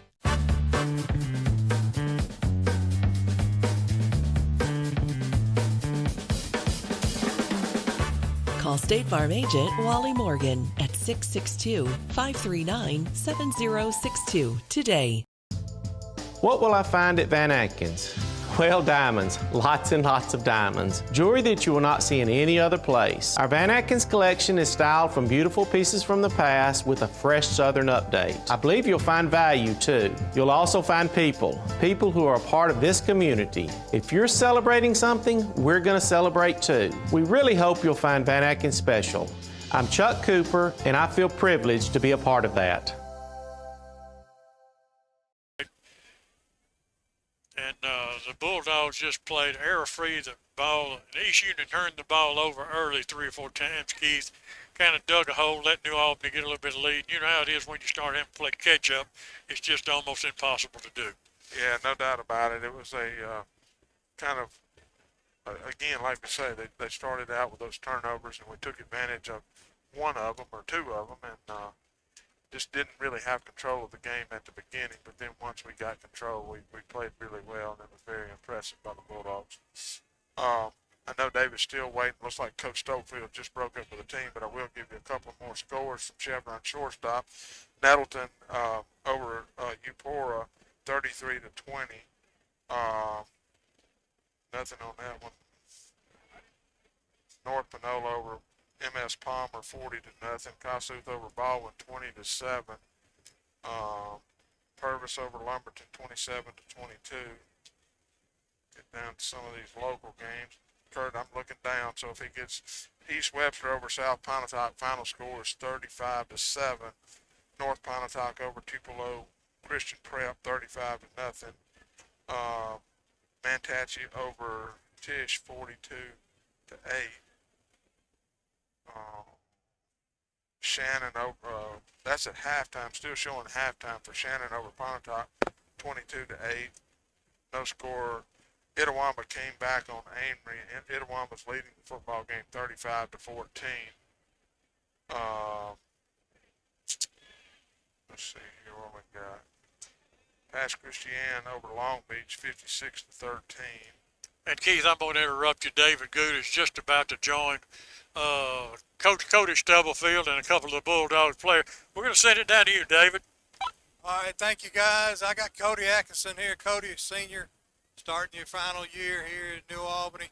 Come out to East Union and start the second half with a couple of 49-yard and a 41-yard touchdowns. How's it feel? I'm just really glad to have this amazing O-line in front of me. We always expect to run the ball good, and I was just running the ball really well tonight. I got to thank my line for it. Yeah, you had a couple of runs there. You got downfield, put a foot in the ground, and made some moves, and took off to the end zone. Looked good from where I was standing. Yes, sir. Thank you. Thank you. All right, congratulations on the victory tonight. We'll talk to you again next Friday night. Mr. Montavio Sullivan, senior year's getting started. Yes, sir. And come out to East Union, put 52 on the board, come up with a big fumble recovery in the first half. Tell us a little bit about that. Just having good coaching and a good defensive line that has my back, and that's all I need. We can have it all. All right, you know I'm Coach Good's dad, don't you? Okay. I didn't know if you knew that or not. What do you think about this year? Tell us what your expectations are. Got a chance to make a state this year. All right, congratulations on the victory tonight. Yes, sir. Coach Cody Stubblefield put 52 on the board. Didn't have very many penalties. Got nobody hurt. He'd be too disappointed in that. Yeah, we're obviously excited about the scoreboard. We're excited about the way we played up front on both sides of the ball. Anytime you control the line of scrimmage, good things are going to happen. Turn the ball over a little bit. We want to fix that. Defense played extremely well. But like I said, both fronts, offensive line and defensive line, dominated the game. Defensively played extremely well. Rallied, make tackles, ran the football. Our kicking game, our senior kicker, the freshman, eighth grade kicker, they were lights out. Start the year with a 42-yard field goal right out of the gate, 100% on extra points. We're really excited about that. That's a big thing for us as a team. Offensively, we got to do a little bit better job on the edges, throwing and catching the ball some. But that's what this next week's going to be about. We're going to try to get better there. I was really surprised. You tried it down a field goal kicker. The first time we get the ball for a 42-yard field goal, you mentioned it. Yeah, Witt's got some range on him. The young guy, Grayson Alexander, he's extremely accurate. He just doesn't quite have the range that Witt does. So, if we're shorter, Grayson will try out there and do a tremendous job. If it's something, outside that 37-yard range or so, then Witt's going to be our guy there. He showed out right there. 42-yard was great. Got to play a lot of kids the second half, a lot of meaningful snaps for your team. Yeah, we wanted to play and get into a situation where we were coming out and responded after the second half started. They did that. We scored on, I think, 2 plays, on 2 drives, 2 plays total. That was just from running backs run the ball hard and offensive line completely dominated in front. And then after that, we got some young guys in. So, like you said, that's meaningful reps. That's time that the experience is going to pay dividends down the road. Tell us a little bit about the third Nehemiah. Yeah, Nehemiah boy. Yeah, I was impressed to see him get in there. Made a couple of good runs there late in the ball. Right there, that last drive, we had 2 young guys in. Both of them sophomores. The first one was number 6. Zion Robinson did a really good job. Got him all the way down there. And then, a boy finished the deal. He had the last 2 runs, much in. So both of those guys are capable. We've got several running backs that we obviously. Well, good. Congratulations on the victory tonight. Good luck. Celebrate a little bit, but